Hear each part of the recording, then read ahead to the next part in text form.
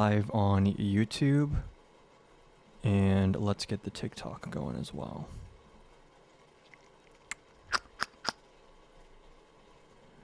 And now we can do this. And okay. Think everything's up and running now? Okay, cool. I'm just going to announce real quick on Discord, and then we can get started.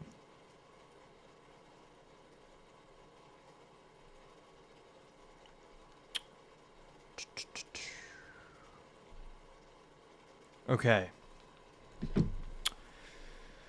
Hopefully we can get some debates today. Let's wait for some people to hop on.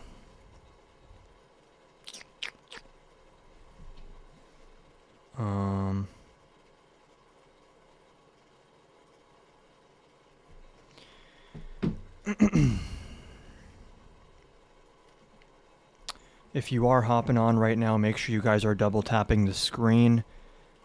Just started the live, so if we can get it off to a good start, there's a better chance we get people who want to hop on and actually do debates. You know what? Fine. I'll let this person up. Hey, how old are you?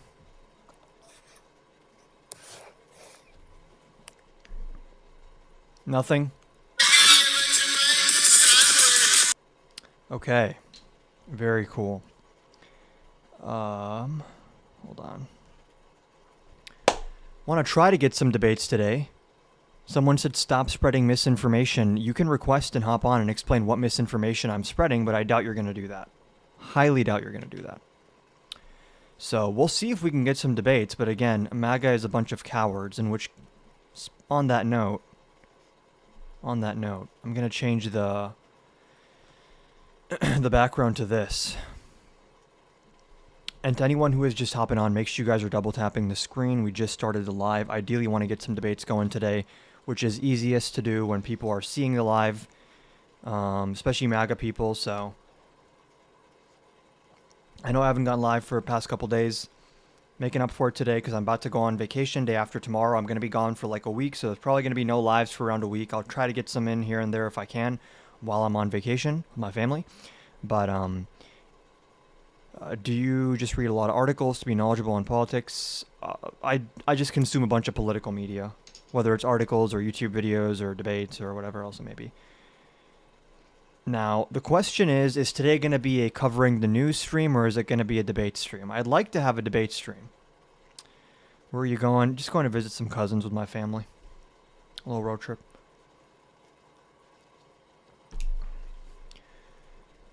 But I figured I'd hop on today.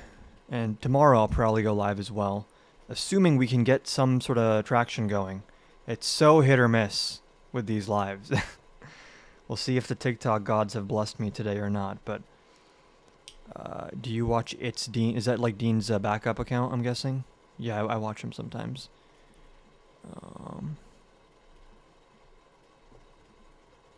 Hey, how old are you? I'm 55. And do you support Trump? I don't, but I just support you. And I'm really, before all the Groyper zombies come crawling over the wall and throw themselves at the live, I just wanted to wish you luck. And Thank you. yeah, I love how you hold people to the argument. You don't let them get away with it. So thank you. Yeah, I appreciate that. Thanks for watching. You got it. Now, we've run into a trend recently where all the guest requests are full of either very nice, pleasant people who agree with me, or people who just want to say the N-word, or what's the other, people who are just trolling and they just want to scream or play some weird sound effect. Is it too much to ask, maybe a little Christmas miracle, that there's a Trump supporter out there who is still willing to defend Trump? I know it's a tall order. I know it's a big task. I personally could not do it. I don't know how you guys do it. Anyone who is still out there who's defending Trump, it's a tough position to be in because you kind of at this point have to be like, yeah, I like authoritarianism. I'm a big fan of authoritarianism, which, say it with your chest at least. We got Randy. Randy in the guest requests. Randy, can you let me know in the chat? Are you here to debate? Okay, it seems like he is. Hey, how old are you? 24. And I'm guessing you support Trump? Yeah. I've I'm 24 from Quahog, Rhode Island, and yes, I voted for Trump. Okay, do you see the prompt on the screen right now that I just put up? Yeah, I see young sport. Okay, and do you disagree with any of those prompts? Absolutely, old sport. I disagree wholeheartedly. Say it again? I disagree wholeheartedly. Wholeheartedly. Okay, do you want to go in order? You disagree with all of these? Absolutely, old sport. Old sport. That's an interesting. Okay, so you don't think that Trump is corrupt? He is not corrupt at all. He's, if anything, the least corrupt Are you trolling? politician ever in the world. No. Okay, yeah, go ahead. But he's the least corrupt politician we've ever had since Franklin D. Roosevelt. You can state that, but it's just objectively not true. He is the most corrupt president we've had, at least in modern American history, if not all American history. I mean, you can maybe Dude, go back to the Gilded Age, and there's some I questions. put But this on. No, listen. I put this on my dead friend Gilbert that he's not even corrupt. you don't need to do that to your friend Gilbert. I feel you're trolling, and I don't know how long you want to keep this up. This I'm facade not trolling though. Like, I'm. What makes you think I'm trolling? that you just put on your dead friend that Trump isn't corrupt. I mean, do you hate your dead friend or? No, I love my dead friend. That's how much I'm willing to die on this hill that Trump is not corrupt. What's Trump Like, coin? what's Trump coin? Dude, I don't even invest in that. Listen. I'm not asking If if you invest if in you want to it. pull up to Okay, if people you are wanna saying pull- you trolled Dean earlier. Is this true? if you want to pull up to Quahog, we can get active. Do you want to pull up to Quahog? I don't know what that means, and I'm not sure I want to find out. Or were you trolling on Dean's live earlier? Who the fuck is Dane? Oh, that kid? No. No. Well, as I was saying, the only people left are trolls and people who want to say the N-word. It seems like we've got the former here. So, you don't know what Trump coin is? I know what Trump coin is, but I don't even fucking invest in that shit.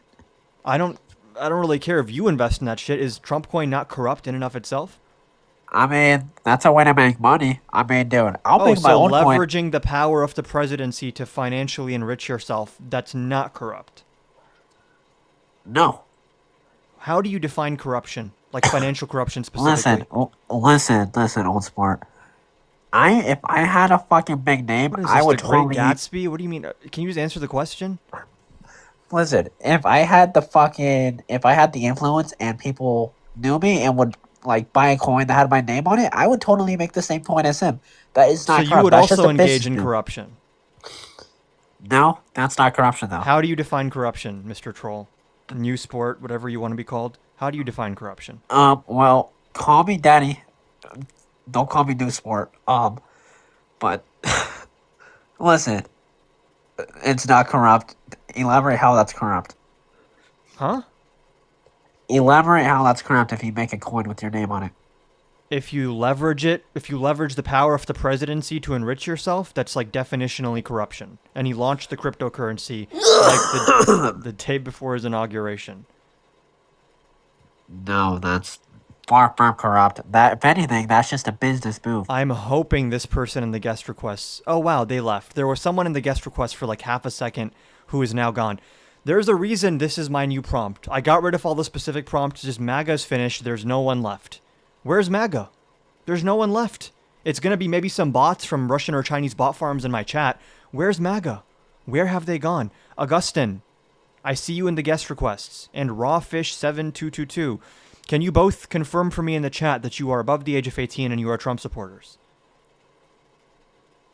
Okay, Augustin is gone. Rawfish722, he's back, or she's back. Can you guys let me know in the chat, are you Trump supporters? Okay. Hoping it's not another troll or someone just wants to say the N-word, but we'll see. Hey, Aldi. Hello?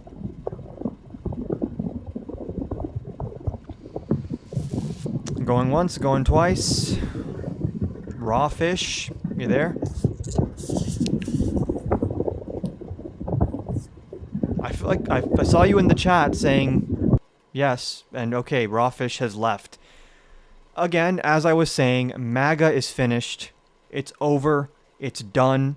There is no one left in MAGA anymore.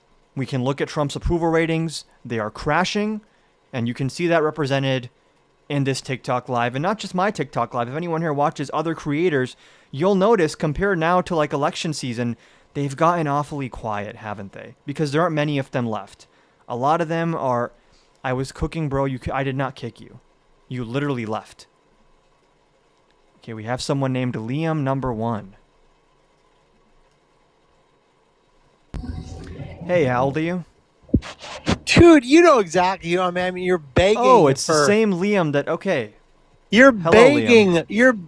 Hey, don't interrupt a man that's going to bring you credibility. Okay, actually, take away from your credibility. Liam, you bring many things. Credibility is not one of them. You do bring a lot to the table, though. I'll give you that. Entertainment value, embarrassment for yourself, true. Credibility is not really on the list of things I'm thinking of when I think, what does Liam bring to the table in a TikTok live? With that being said, Liam, would you like to actually debate? Or are you just here to talk about some weird Yes, shit? I would love to debate. Okay, do you see the prompts on the screen?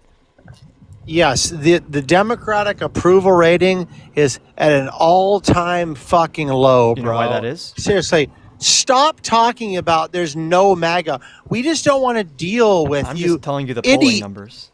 I want to say idiots because I don't know if that's TikTok pro. But dude, you guys are done, bro. You'll never win an election We're done. again. Trump's not done. Yes. The guy whose approval rating is hitting the 30s, he's not done. He's doing great. No, Trump is done. Trump's not going to run again, dude. No. Stop I mean, it. like his political career. Like no one really. No, there's this like is maybe a third of the TDS, country. bro. You're still fucking talking about Trump. Yeah, He's 3 kind more of the years president, of Trump. Liam. People are going to talk about the president because he has an impact on our lives. Yeah. You're not going to impeach Trump, so stop it. I'm not. I don't know Trump. I'm not in Congress. I'm not going to impeach anyone. No, but if you'll Democrats never win know back Trump. the majority. Dude, I'm listen to very me. You'll glad that never know. I'm very glad I don't know Trump. You'll never. I don't want to. You'll never know anyone at all. The Democrats don't care about Never you. know anyone. They don't care about you at all. Your mother and father, they sort of love you. Okay, that's fine. I don't know what that dynamic is. None of my business. But the Democrats don't care about you. You're a pawn to Good them. thing I'm an independent, Liam. Good thing I frequently criticize the Democrats. Oh my gosh, that's a weak conservative or a weak liberal. What the fuck are you, dude? No, Make up your mind. I'm like most Americans who are independents. Do you think most Americans I'm are an stupid? independent. You're a douche. Dude, you're Liam, either shot out of a cannon Take today, your- Liam. Are you okay? take your choice, take your pick, dude. I'm What gonna are we give it doing to here? You. You here to debate You're or are you here Democrat to crash out? or Republican. Democrat or Republican. I Take your vote for pick. Democrats, but I'm an independent. I'm not a partisan hack. Okay, you're a Democrat. Okay, so you're RFK. Is that what you are? No. RFK is not really Oh a Democrat, no, you're is he? not. You You're want to talk? confused? Would you like to talk about RFK Jr., Liam? Because I just spoke to the former Yes, head of the CDC, I would love and he to told talk. I just spoke to one of the former heads of the CDC, and he told me a lot about what RFK is doing there, and it's not pretty. Do you think we should be Heads of firing? this- Do you think we should be firing scientists? Wait a minute. Stop. Back up. You talked to one of the heads of the CDC. Yep, Dr. Daskalakis. He resigned because of RFK Jr. a few months ago. What on it was like an AI live, and you got to speak to him, or what? No, I interviewed him on Zoom. Yeah. So he graced you with his presence on Zoom or something? Yeah, it was super cool to talk to him. Now, do you actually want to talk about anything of substance, Liam, or you're just here to be obnoxious? So I'd love to debate. Who is? I really would. Wait, I'm asking you. Slow down. You made the claim. Uh-huh. Who actually who employed him? Who? This supposed head of the You CDC can look that him you up. spoke to. Dr. Daskalakis, he was in charge of vaccine recommendations. Beautiful. Who employed this person in government? The CDC. The CDC. Governed by who? I mean, how far up the chain do you want to go? From the very beginning. when he HHS, the first, president. Shut up, dude, and listen to my words, You're okay? so The adults angry are today, speaking. Liam. What's okay? going on with you? I'm just very pissed off of these Democrats. They can't fucking get their head You're out of their pissed rear off end. at the okay? Democrats and not the man who's destroying our country every single day. Yeah. Get your priorities in order, Liam. Yeah, the wannabe independents that are actually Democrats. Okay. I mean, you're not wrong. Independents are swinging heavily for Democrats. You guys won them in 2024, and you've No, lost no, them no, with your stop idiocy. it. You've lost them. That's a good try. No, it's Trump. not. Trump won independence in 2024. RFK himself Look at the off-year elections. voted for Trump, you absolute rotten piece Look of at the mistletoe. off-year elections. Look at the special elections. Republicans are getting crushed because no one likes your agenda, and you guys are all radical weirdos. Now, do you want to debate anything of substance, or do you want to keep crashing out, Liam? This is a debate, you absolute dumb truck. Stop it. No, it Okay? seems like a kindergarten name calling. I right don't now. want It's not a your debate. AI overview bullshit. Let's have a conversation. Stop it. Sure, pick a prompt. Pick Okay. a prompt, any I'll prompt. pick a prompt. Yeah. Who was the front runner That's not a for prompt. the who what? Oh my see gosh! these? Stop We got Trump is Stop corrupt. interrupting the adults. Democrats are better for the economy. Who was the front? Mass deportations who was are the dangerous, front inhumane, and runner? wasteful. Trump is an authoritarian. Who was the front runner for the Independent Party? Liam, are you okay? Oh, there it You're is. shot there out of it the is. cannon today. You're not addressing anything I'm saying. It seems The- like you came in the with some sh- script prepared. I don't know what it is, but I'd like to have an actual conversation. I don't know why Are you going to start? We are having a conversation. No, You- you're just screaming. absolute you're just upset rotten about piece of something. mistletoe. So, who was the front runner for the Independent Party? Liam, do you see this? Oh my gosh! There it goes again, ladies and gentlemen. Yes, ladies and gentlemen, there I go again Can I trying get some to debate baby the bottles prompts. in the chat? Ladies and gentlemen, there I go again trying to debate the prompts that Live is about. How dare I? When we're supposed to hear Liam be screaming about RFK Jr. or something. I don't even know what he's doing right now. Liam, would you like to debate the actual prompts? I'm inviting you to unmute. Here comes the muting, ladies and gentlemen. Can I get some nipple bottles in the chat for this guy? What? Nipple bottles? Yeah, the little nipple bottles. You just for want to talk about anything but Trump's abysmal record. I can tell you're desperate. You're frantically talking about anything and everything except the prompts on the screen. I don't blame you. It's getting hard to defend Trump, isn't it? It's getting tough. You have to resort to Adam. name calling. You have to resort to mind reading. And it seems like you're the one who has TDS, Trump devotion syndrome, and it seems to be in stage 4 now with you, which is a little bit scary to see, Liam. Are you okay? Let me know when I can speak. Speak about something relevant or just speak for the sake of speaking? Just in general, have a conversation so you're not talking to yourself. I would just like to talk about these. It's debate live, right? Would you rather talk with your alter ego? It's starting to feel like it. Yeah, Liam, you're very rude. Do you today. want to talk with your alter ego, or would you like me to speak words? If you're going to speak relevant words, be my guest. Go ahead. Floor is yours, Liam. Let me know when I'm ready. The floor is yours. We're all waiting patiently. We all would love to know what you have to say. Okay, this is the problem. The problem is you've been brainwashed, Oh, no. and your mother and father are weak, and they've allowed you to go down this path Oh, no. of demise. Shit. Say You're it ain't you're so. still interrupting me. Let me know when I'm ready. I have to let you know when you're ready. You need my permission, Liam? Okay, you have my permission. Go ahead, Yep. Liam. You're ready to speak. I mean, this is your I'm giving you live. permission. Go ahead. I'm asking you for permission because I'm a gentleman. You're such let a me good know boy, when Liam. let me know when giving I'm you- ready. You're such a good boy. I'm giving you Okay, permission. you're acting like Dean and Parker. You're not Dean and Parker. You kind You're of a walked little into that child. one. Come on, you kind of walked into that one. Go ahead. No, I didn't. You're a child. Let me know when I'm ready. You're ready, Liam. I believe in you. Okay. Close your mouth. Put your hand over your mouth. Say Marco, and I'll say Polo whenever See, you're Liam, ready. I gave you the floor to talk, and you're still yapping about anything and everything I'm gonna except say the debate. Marco. Marco. Average Trump supporter screaming at the clouds, talking about anything and everything except Donald Trump, the President of the United States. Can you blame him, folks? Can you? Because what is he supposed to do in this position except crash out? Marco. Marco. He's lost his mind, ladies and gentlemen. He's lost his mind. Adam. He's gone. How much do you dislike me? 1 to 10. Pick it. From 1 I to feel 10. bad. I feel bad for you sometimes. From 1 to 10. It depends on the day. Sometimes I feel bad for you because how did you end up like this? I want to know from a scale of 1 to 10 how much you dislike me. Liam, I hold no hate in my heart. I'm a progressive. I love I everyone. never said hate. Why are you going straight to hate? I said how much you dislike me. Wow, you're going to hate right away? Fucking I mean, if typical I said Democrat. 10, that would be hating you, right? If I said I mean, you disliked did at on 10, you guys did on a live Charlie Kirk from Freedom of Speech, but sure. Who's okay, you guys? How much? That's a really interesting point, Liam. You're blaming me for the death Oh, of Charlie you. Kirk. Wait That's a minute. pretty You gross. and the Un-American. you and the independents. I mean, Sorry, Democrats. Sorry. No, Liam, if you're going I to got that. accuse me of killing Charlie Kirk, you better have some evidence for that, because I was scheduled to debate him the week after he died. I don't know why I'd kill him before my own debate with him. Okay. Liam, explain. Who Donald is you Tru- guys? Who is you guys? I'm going to explain. Stop talking. Sure. Go ahead. Please. Is Trump a fascist? Liam, you said you're going to explain who you guys is. Is Trump a fascist? Who's you guys? Look at this guy running. He's running from the question that he started. He made you the wear- statement and he's going to clarify it. Do you wear New Balance because Who you're a is- track star? Who is Do you wear guys? New When you Balance? say you guys Do you killed wear Charlie New Balance Kirk, tennis shoes? who is you guys? Do you wear New Balance tennis shoes? Who is you 'Cause guys? You are a track star. Liam, when you say you guys killed Charlie Kirk, who is you guys? It's a simple question. Is Trump a fascist?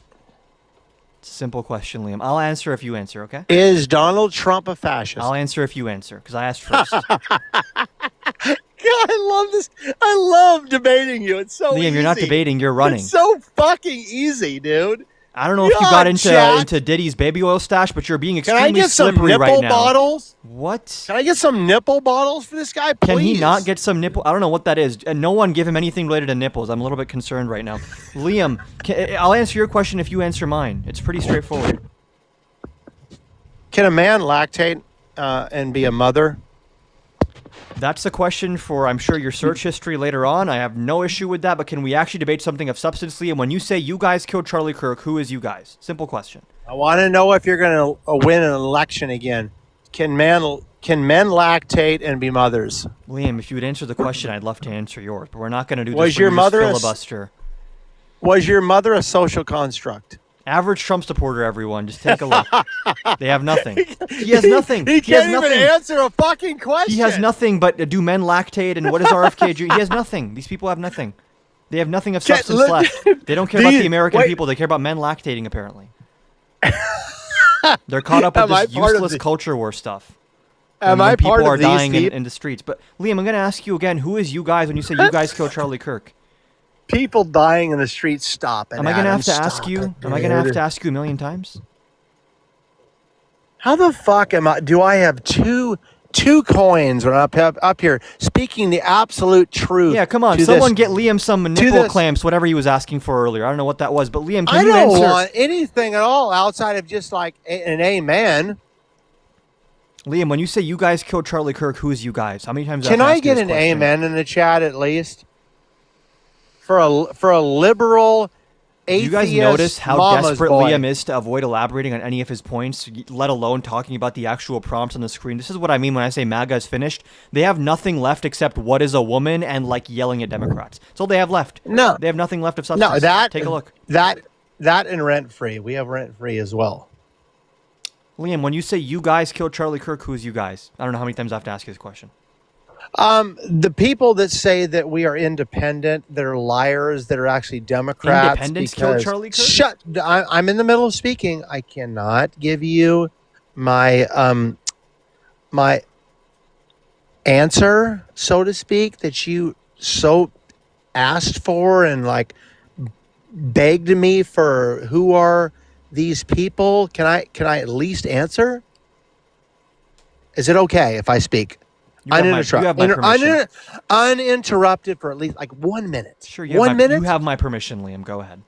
Okay, good boy. Thank you so much. That's not how that works. That is how that works. You can't ask me for permission and say good boy. I understand what you're trying Listen, to do. you- Better luck next time. You'll get one on me. Don't worry. I'm sure you will. Say thank you, Santa Claus, for giving me like a half-ass beard. I thought you this were going to year. answer the question, Okay? Liam. Not whatever Listen, this is. you have a little bit of facial hair, so just stop it, okay? Anyone here W- answering the question yet? W ice in the chat. He cries Anyway, for speaking time and then doesn't speak about the question. I don't know what to do here. Let me know. You're still filibustering, okay? Let me know.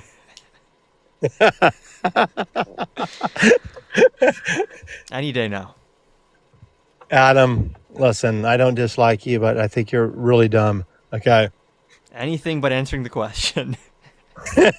What was it? You've gone so far off the No. question. What was the question? Are Oh, you I know saying- what it Are you was. claiming that independents stop. I killed know what it Charlie was. Kirk? Yes, I said that Democrats called for the unaliving of opposition. Which ones? all the way around. I think they tried to unalive Did Joe Trump. Biden ever do that? Did Kamala I- Harris ever do that? Dude, wait a minute. Stop. They tried to. I'm going to say you guys because I think you're a weak independent. When you and say you guys, that actually foments oh my political gosh, violence you're in so this bad country. at this. Stop it, Adam. I just Fuck, want to bro. back and forth. I just want to debate, Liam. Dude, put your phone down and get off of, Grinder or whatever you're doing. We have Katie. Can we get W's for Katie in the chat? Katie sent $50 on Cash App. Thank you, Katie. And Katie says, fuck off, Liam, to Kick because he can't answer. This is true. Liam was not answering. Now, here's the dilemma, right? The only people left in MAGA are people like Liam. It's either people like Liam or people like Nick Fuentes supporters or little kids who get all their information from TikTok and they don't really know what's going on. I think Trump said it really well once, and I'm going to kind of retrofit what Trump said to apply to MAGA. When MAGA sends its people, they aren't sending their best. They're dumbasses, they're uneducated, and some, I assume, are good people and have changed their minds since the last election. Some, I assume, right? 77 million people voted for him, I think, right? Some of those, I'm sure, are like, oh shit, that was a mistake, shouldn't have voted for him. The ones that are still left, right, when you see Trump's approval rating is like 35%, the ones that are still left is people like Liam. Now, the sad thing here is, okay, we have, again, Raw Fish, who didn't speak earlier. Maybe they'll speak now. They all suffer from Trump devotion syndrome. Hey, how old are you? Are we just going to once again hear the wind blowing?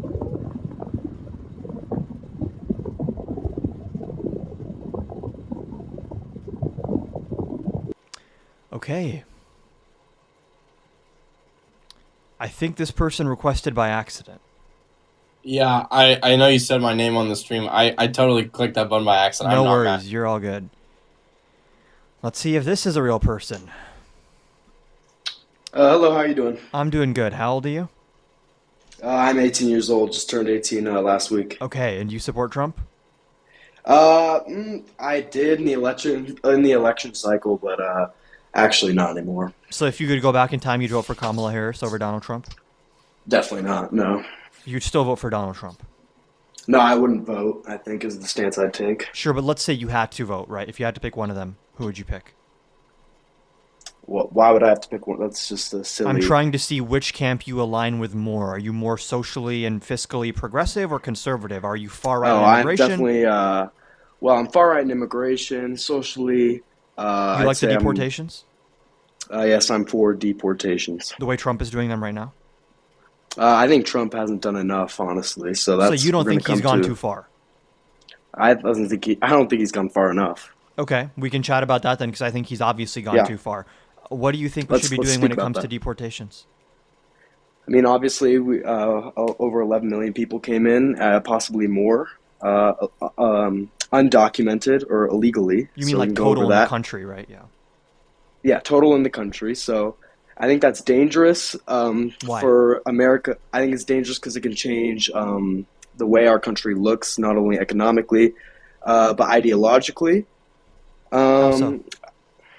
Well, when you let this amount of people in, it can lead to radicalization of other religions that may not agree with my ethics or the ethics America was built on. It could, So but does it? it could, but it doesn't. But it doesn't. I mean, out of these 11 million people that are, the ranges are from 11 to 14 million in the country undocumented, how many of these people do you think are going around radicalizing others into like religious fanaticism and violence? I don't think it's quite that. I think you're more looking at something more that aims towards the culture they're bringing from third world countries, where Like hard things work? like inbreeding and Inbreeding. so I understand there's other you don't zero there's multiple points I can make and I can list them for you. I just want you to understand that when you let that vast amount of people in and we don't know where they're coming from, they could be coming from Latin America, they could We be know coming where from a South decent amount of America, them they are could be coming coming from. Actually, we don't. That's The the ones whole that go reason. through the immigration court system, we know a decent amount about them, right? Because a judge has to actually adjudicate their past history before granting them some kind of protected status. That's why we have the immigration court system. Right, but I'm talking about those who got in without going through that trial. Sure, but would you acknowledge that Trump is deporting a lot of people who did go in through the proper legal channels and they're still being punished? That's what I mean when I say he went too far.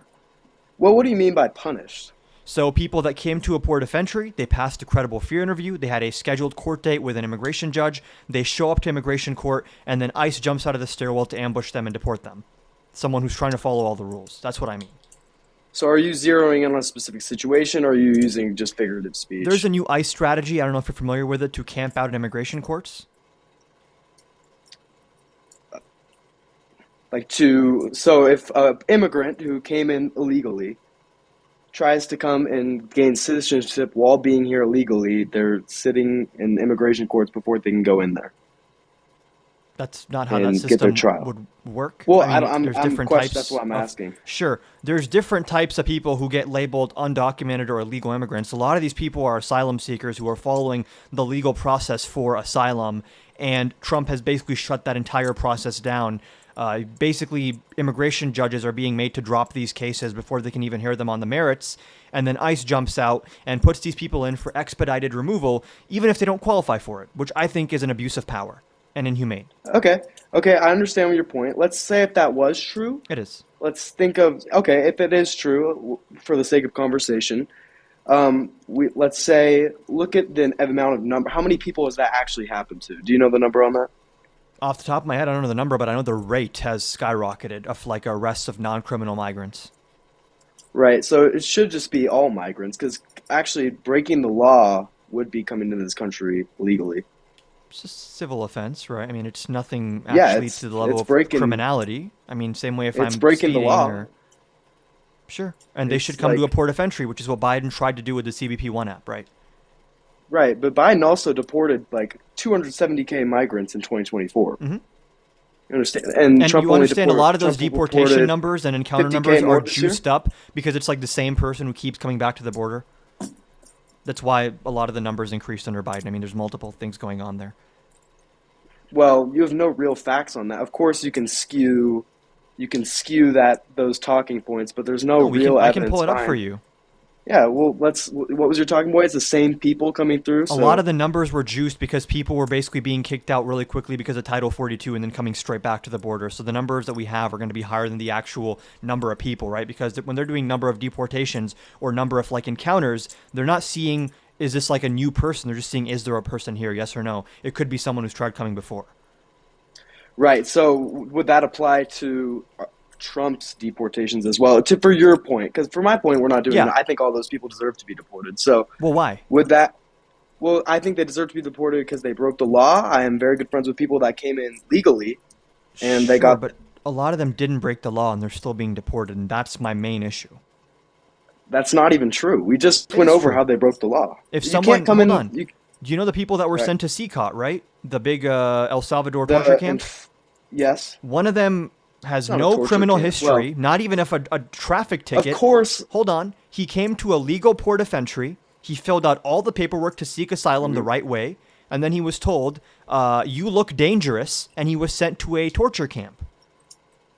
You know, of course, I understand there's going to be like mess ups, a slip up here That's and there. a little more than a mess up. And that's not normal. It We don't isn't. normally Out of- send people to Out torture of the camps. it's not a torture camp. Let's get CCOT that is a straight. torture camp. No, it's not. That's is. a total.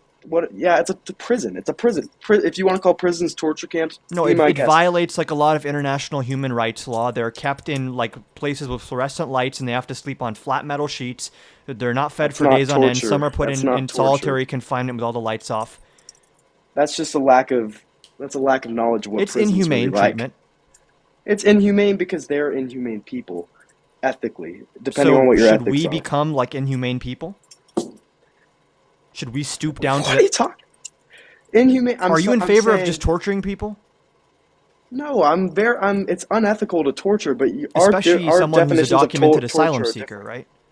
Documented asylum seeker. CCOT is full of gangsters that murdered people. It was until innocent Trump lives. started using it to send like random people there with no due process. Yeah, of course. There's going to be. We went over this about if you're sending hundreds of I thousands of understand the people argument there. you're making, which is that of course there's going to be people that slip through the cracks, and of course there's going to be Yes. mistakes.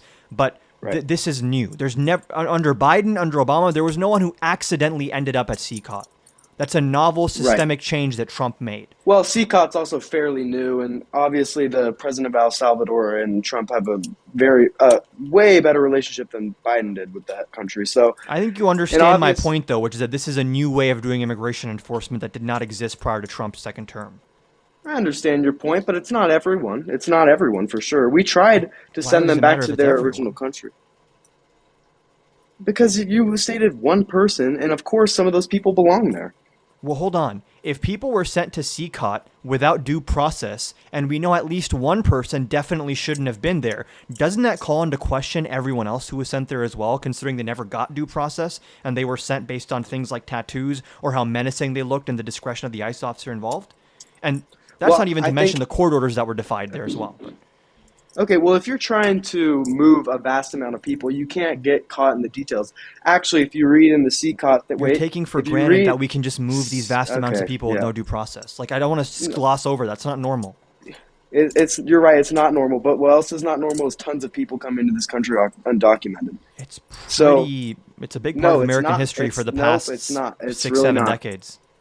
Ooh, it's really not. I think. Here's the it's really not. People have been coming here to work from like the southern border since like the 70s. Okay, let me get this point through. Trump had a mandate, right? He had a mandate from all the. He definitely had a mandate. He definitely did not have a mandate.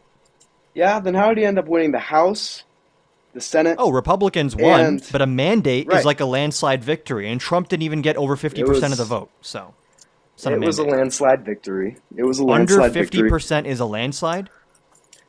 Of the Electoral College? Are you talking popular vote? Even the Electoral College. The Electoral College was a modest victory. Modest a mandate. Just to be clear, a mandate is like Obama 2008. That's a mandate. No, a mandate is when you have full control and full power. No, that's just a clean sweep. A mandate speaks to the fact that you are representing the overwhelming bulk of American public sentiment and political opinion, right? You have like the vast majority, or at least a supermajority of the country backing up what you want to do politically, which Obama had in 2008, but Trump has never gotten more than half the vote in this country, so I don't know how that's a mandate. That's not even remotely true. What do you mean by half the vote? Half the vote meaning of all the votes, he got 50%? The votes cast? Yeah, he's never gotten more than 50%. He's never even gotten 50%. That's like most presidents, though. No, Biden got over 50%. Obama got over 50%. Okay. So here's if we're talking Electoral College, it's way over 50%. If we're talking through the House chambers and the Senate chambers, that's way over 50%.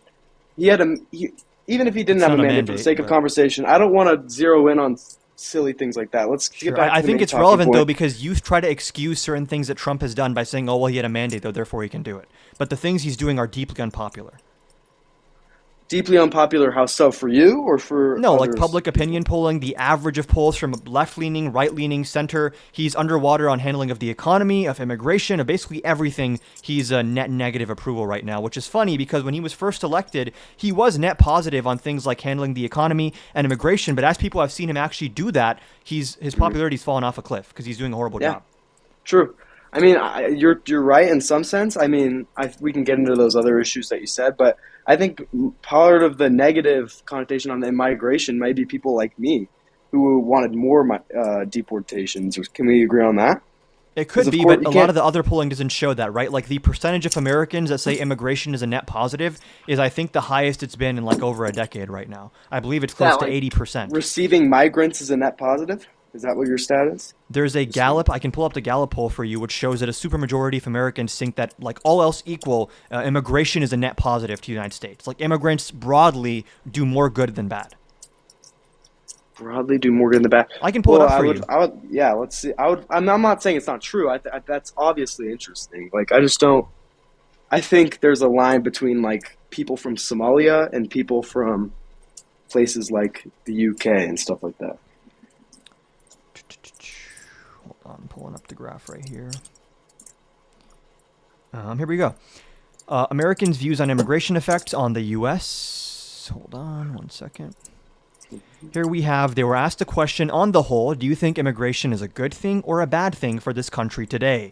And the number right now is higher than it's been since 2001. It's 79% say it's a good thing. and only 17% say it's a bad thing. And these are historical numbers. It's never been this high for good thing ever, or this low for bad thing. So that's been a direct result of Trump's handling. Can I just get the site so I can see it real quick? Yes. I'm not like. So it won't let me screen share if you're in the chat. So I'm gonna kick you real quick and just get back in the requests, so just so I can switch the scene. So, here we have this, and you can hop back in the request. I'm gonna let you up. I just had to do that so I could bring this up. But you can hop back in.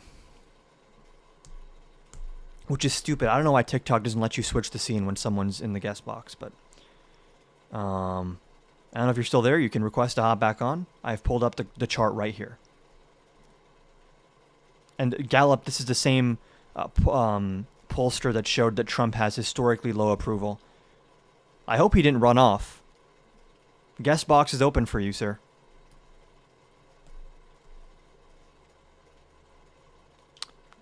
It won't let me request.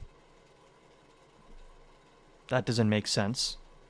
Maybe close the app and rejoin my live?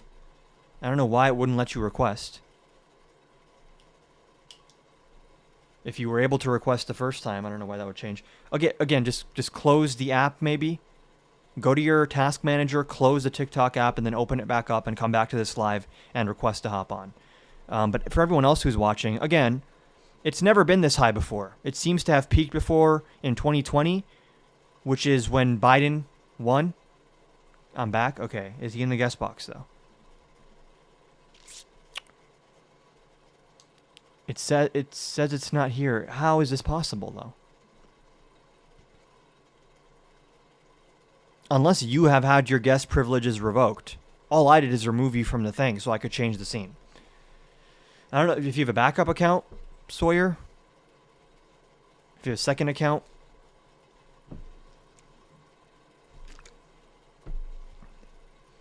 But, I mean, this same Gallup poll, again, and a lot of people are sometimes like, oh, that's just one pollster. So this is why we have like average approval ratings, where we can pull up here.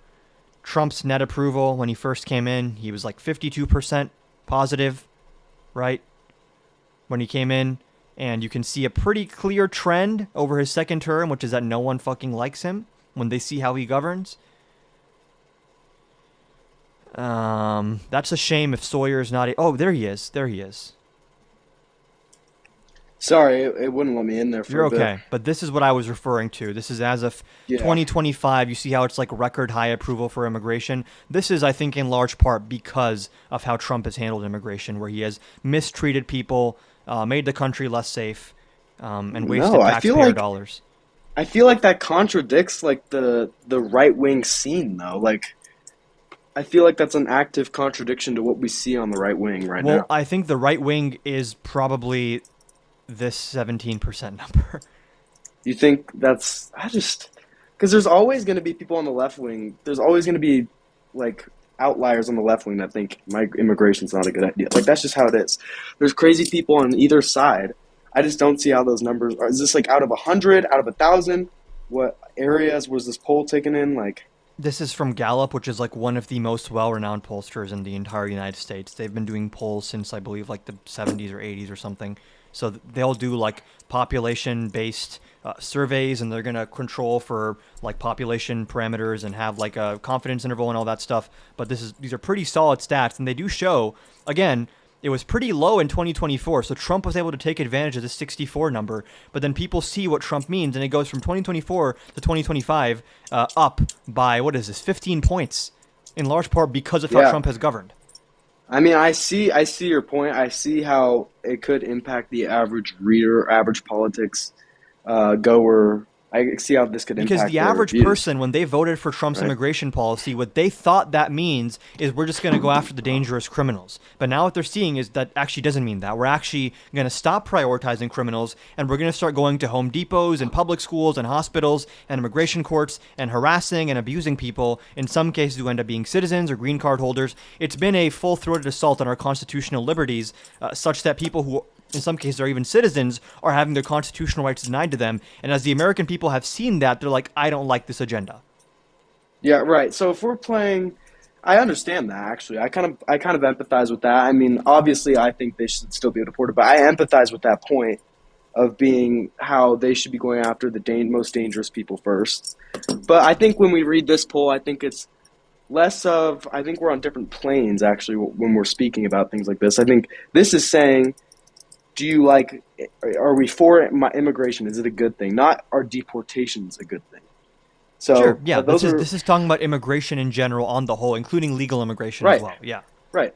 So I actually disagree. I mean, obviously, I disagree with this because I think obviously there's going to be a difference between the immigration we take from Somalia and the immigration we take from basically anywhere else in So the here world. we have specifically, do Americans approve or disapprove of how Trump handles immigration? And this is a polling average. So this is from right-wing pollsters, left-wing pollsters. All of it is brought together and averaged. You Right, see, when right. Trump came in, he had like a 51% approval on immigration. And then as Right. he implemented his agenda, it has Yeah, now I reached understand. record lows of like 44% and 52% disapprove. Yeah, I understand. I totally. This was probably like.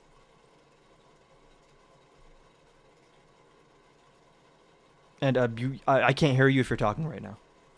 Hello? Yeah, I can hear you now. Oh, I'm sorry. Okay, I have to close in the next minute. Something just came up. I'm sorry. I'm not dodging. I'll come on your live later. Okay. I'll make sure to drop a follow as well because I think this is a nice, fair debate space. Sure. But if I were to close with a statement real quick, I would say that obviously, I think it was implied that Trump's, of course, a president's approval rating is going to go down after they're elected. It's very rare it goes up after they're elected. I mean, that's just obvious implications But of the question is people, how quickly what does it people go expect. down and on what issues, right? In Trump's Right, first right, term, right. he had a positive approval rating on like the economy. In his first term, he doesn't anymore. Right, I understand, but like that's he was over promising about the economy. We all knew that. We all knew he's hyperbolic in speech, and we all know that the economy is a very complex issue that we can't really understand, and that there's proof that no one really influences the economy, and it all depends on circumstances, not who's in charge. And that's if Trump you has made it so that he has a much bigger impact on the economy than the average president would have by unilaterally imposing things like tariffs without going through Congress.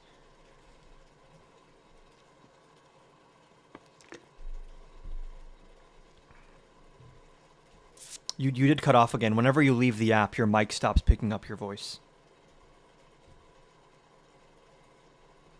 So.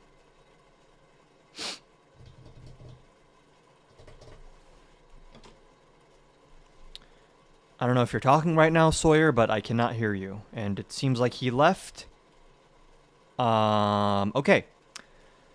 Well, we have no more guest requests, which is not surprising. I'm going to go back to this. And maybe we can do some rage bait to get some people back into guest requests. Okay. Maybe some rage bait will attract some people. Oh, we have someone in the guest, the Tic-Tac-Toe Man in the guest requests. Are you here to debate?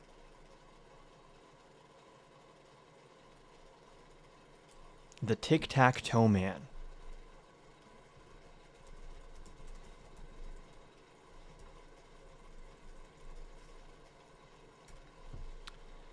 The Tic-Tac-Toe Man, are you here to debate? He says yes. Fantastic. Hold on.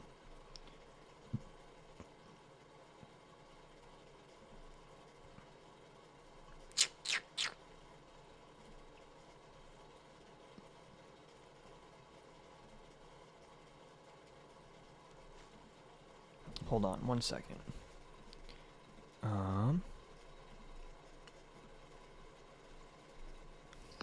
Hey, how old are you?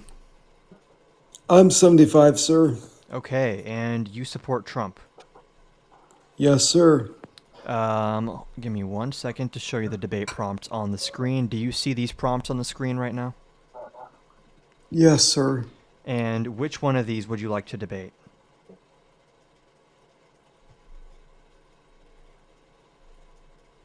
We could talk about ICE if you want. Sure. What do you think about ICE? I think coming into the country legally is a great thing. Do you? Coming in legally? Yes. Yeah. Do you think if you come in illegally, it's against the law? If you come in, I mean, by definition, right? So is it okay to commit crime? Is it okay to commit crime? It depends on the crime. Is it okay to get a parking ticket every once in a while? Probably. Is it okay to be, maybe going a little bit over the speed limit? Probably. But if we're talking about killing people, then obviously not, right? So crime is a very broad term that can apply to a traffic ticket or to like double homicide. So Yeah, I'd say any kind of crime is wrong. You should never commit it. If we have laws, that's why we got laws. It was but do there you think written that in there are blood. different levels of criminality and like different punishments for different crimes based on how bad the crime actually is? Yes, sir. Okay, cool. I believe that we should come in legally, let these people come in legally. I agree. And wouldn't it be a bad thing if Trump started punishing people for doing it the right way, which actually increases the incentive to do it illegally? Or does it not come at all?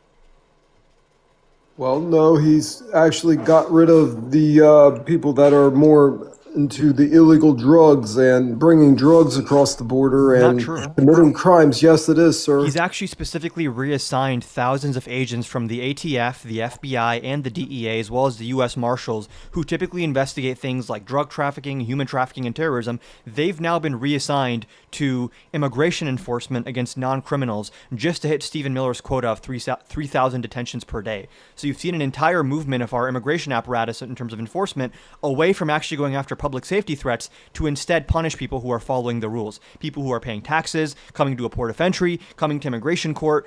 These people are being punished despite doing everything the right way.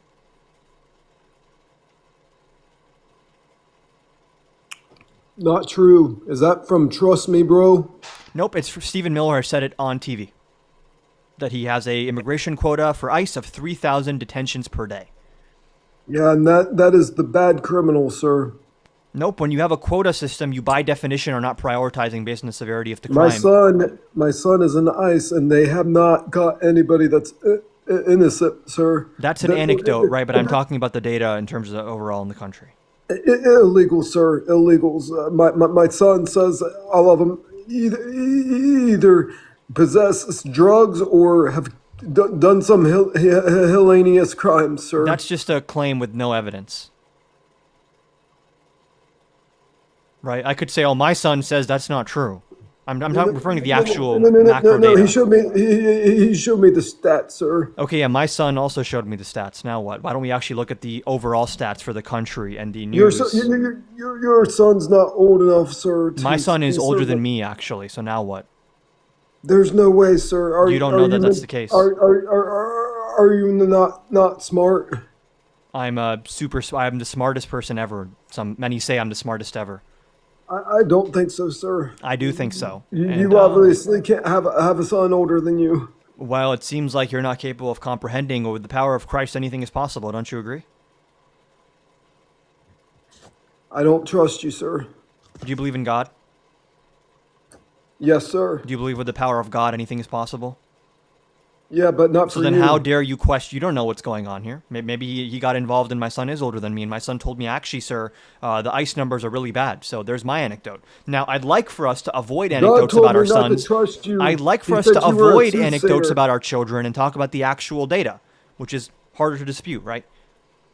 Anecdotes, everyone can have conflicting anecdotes. So it doesn't do much for us. I don't care, sir. You look like Satan. I look like Satan. Yeah, God told me that you were Satan. God told me that I'm not Satan, and actually you're Satan, so now what?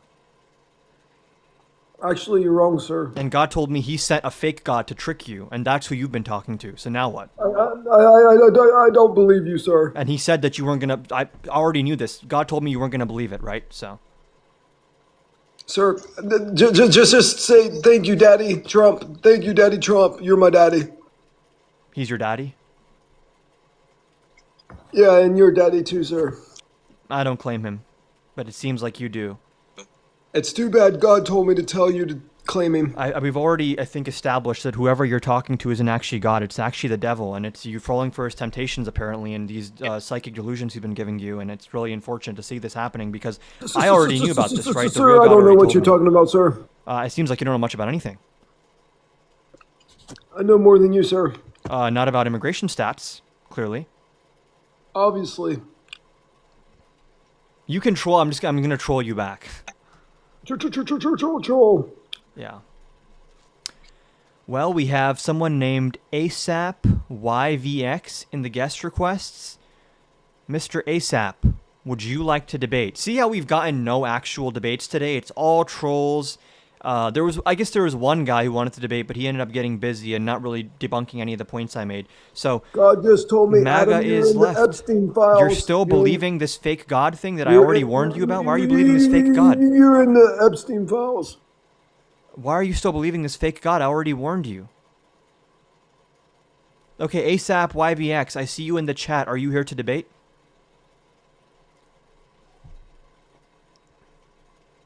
We can debate a different prompt if you don't have any stats on the on immigration. We can debate on the economy. We can debate on Have a Trump's great corruption. day, sir. It was a pleasure.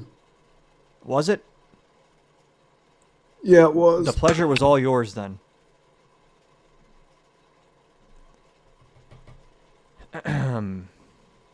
ASAP YVX. Okay, says I want to debate. Let's see if that's true. Hey, Hey, What's how up? old are you? 21. And do you support Trump? I prefer Trump to Democrats, Okay. objectively. Do you disagree with any of these prompts on the screen? Yeah, I disagree with the idea that Democrats are better for the economy. Okay. Do you want to start? Why do you think that Trump is better for the economy than Democrats? I think that Trump ultimately caters to a policy that is more economically feasible compared to Democrats. He's not perfect, obviously, but That's Democrats not. just have a That's kind of ridiculous. like a bumper sticker or a slogan. Like Trump has economically feasible. Like what specifically is Trump doing economics? Like as in like his that is policies better are than not Democrats. destructive, like as in like Californian policies, right? High taxation. I'm thinking right? of like federal Democrats and federal Republicans because states can have a lot of variation. Federal. So you're saying like the country as a whole? Right, like national level Democrats, right? Like a Democrat in Texas versus one in Georgia versus one in California. There's going to be a decent amount of disparity there in what they believe. I'm talking about like the national Democrats, the Democrats in same the U.S. principle House applies. and the Senate. I mean, like the same principle applies. Like their policy measures that they will push for will be pretty uniquely similar. No, So states I guess tend you to could say have federal and more, state. more partisanly charged. They tend to go farther than national level Democrats. So again, do you think that Trump's tariffs are good? Like, I want to get specific here. I think certain tariffs are good, but not all Which of them. ones? I would say tariffs to bring back manufacturing. But tariffs don't do that. Yes, I do. No, like by definition they can't, right? Because a third of the Definitely do. materials that we use to manufacture stuff in America are imported materials. If you put a tax on those imports, you just raise production costs for domestic producers Okay, and then you would just make them here. for a higher cost, which means they're going to lay people off or raise prices, right? So pay them what they deserve. So you want us to build more stuff in America, even if it means higher costs, less production, and less jobs? Well, who's at less production? I mean, that's what happened during Trump's first term and here as well, right? Capital allocation starts freezing up when people are reticent to sign contracts for materials from other countries when tariff rates are like up in the air, right? If I'm like a construction company in the U.S. and I have to import drywall from Mexico and lumber from Canada and I sign a contract for like a 2-year supply, I might hesitate now on which country I sign that contract with because I could wake up tomorrow and it's a 100% tariff or a 1% tariff. And that freezes capital expenditures, right? Yeah, but I'm content with that as long as manufacturing is back here. No, but manufacturing would be Well, capital expenditures, right? So if you're freezing up capital expenditures, you're going to get less manufacturing investment. I mean, yeah. if People they opening choose up not to. factories and stuff is going to be less likely when you increase their cost and increase uncertainty. People don't make those types of massive investments when the economy is so up in the air. I just think that overall, like taking the risk to bring manufacturing here will be in the long term a better.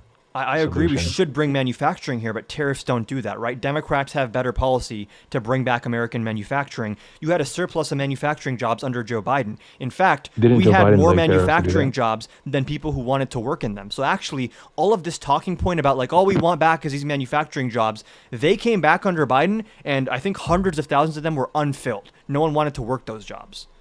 What's ironic because Joe Biden did the exact same tactic, right? He laid a tariff on I believe like it was AI, not AI, but Biden had like chips, specific right? targeted tariffs, not Yes, Liberation and- Day blanket tariffs. And the reason Biden had good manufacturing was actually not because of the tariffs. It's because he had subsidies and strong progressive industrial policy that incentivized people to make stuff in America through actual fiscal stimulus, which is what Democrats want to push in terms of government spending and contracts and subsidies.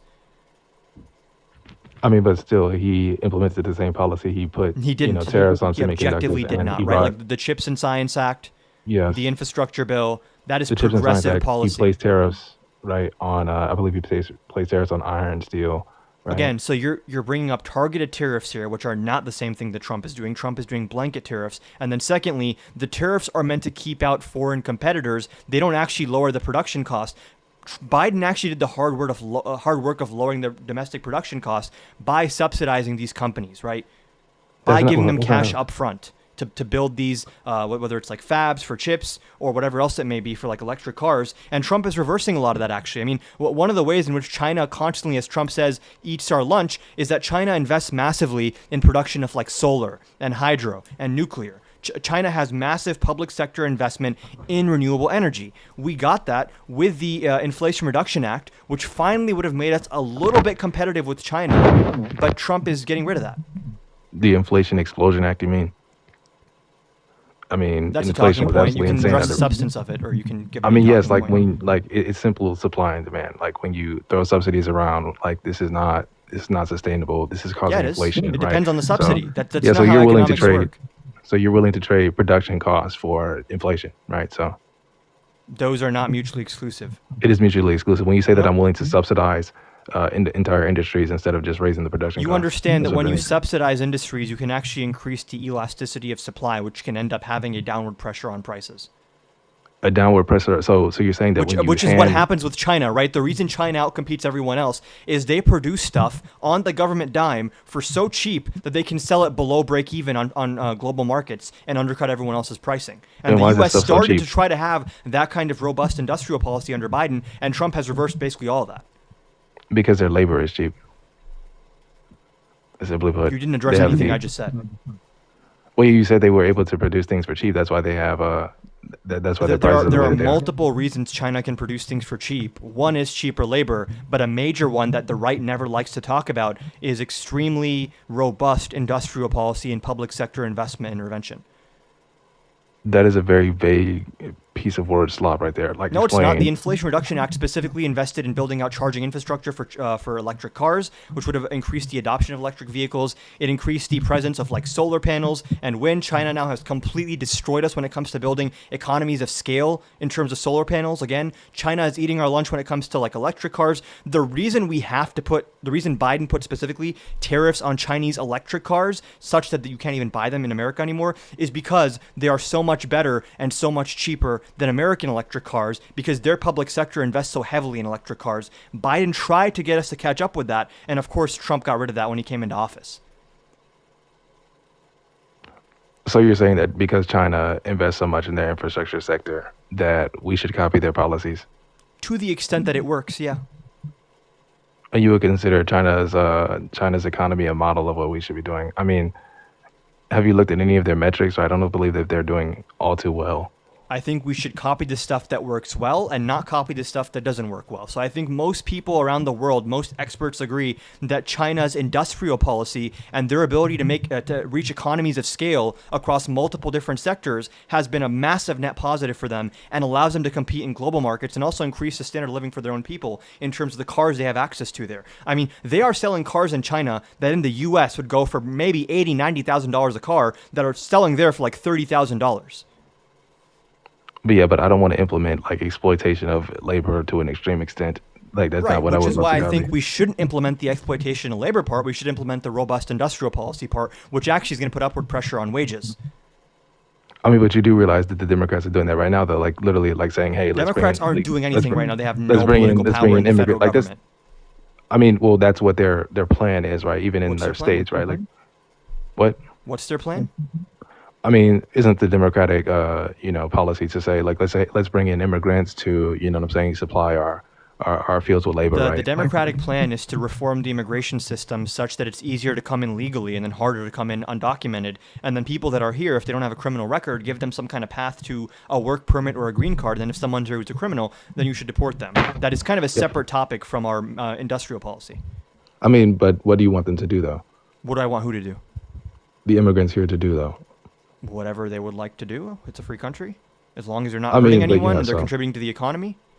But yes, but I'm sure you're well aware of the popular narrative of, oh, well, the Democrats are, I mean, no, well, the immigrants are here to, once again, do the jobs that Americans don't want, yada, yada, yada. There's some truth to that. I don't think there's truth to that at all. I think that No, when you we don't have pay we have Americans, stats on that, right? Specifically when it comes to like working in the farming industry. What you saw, I believe, in the 70s or 80s, the United States used to facilitate actually people to come up here from Mexico temporarily to work, especially when it comes to like farm jobs.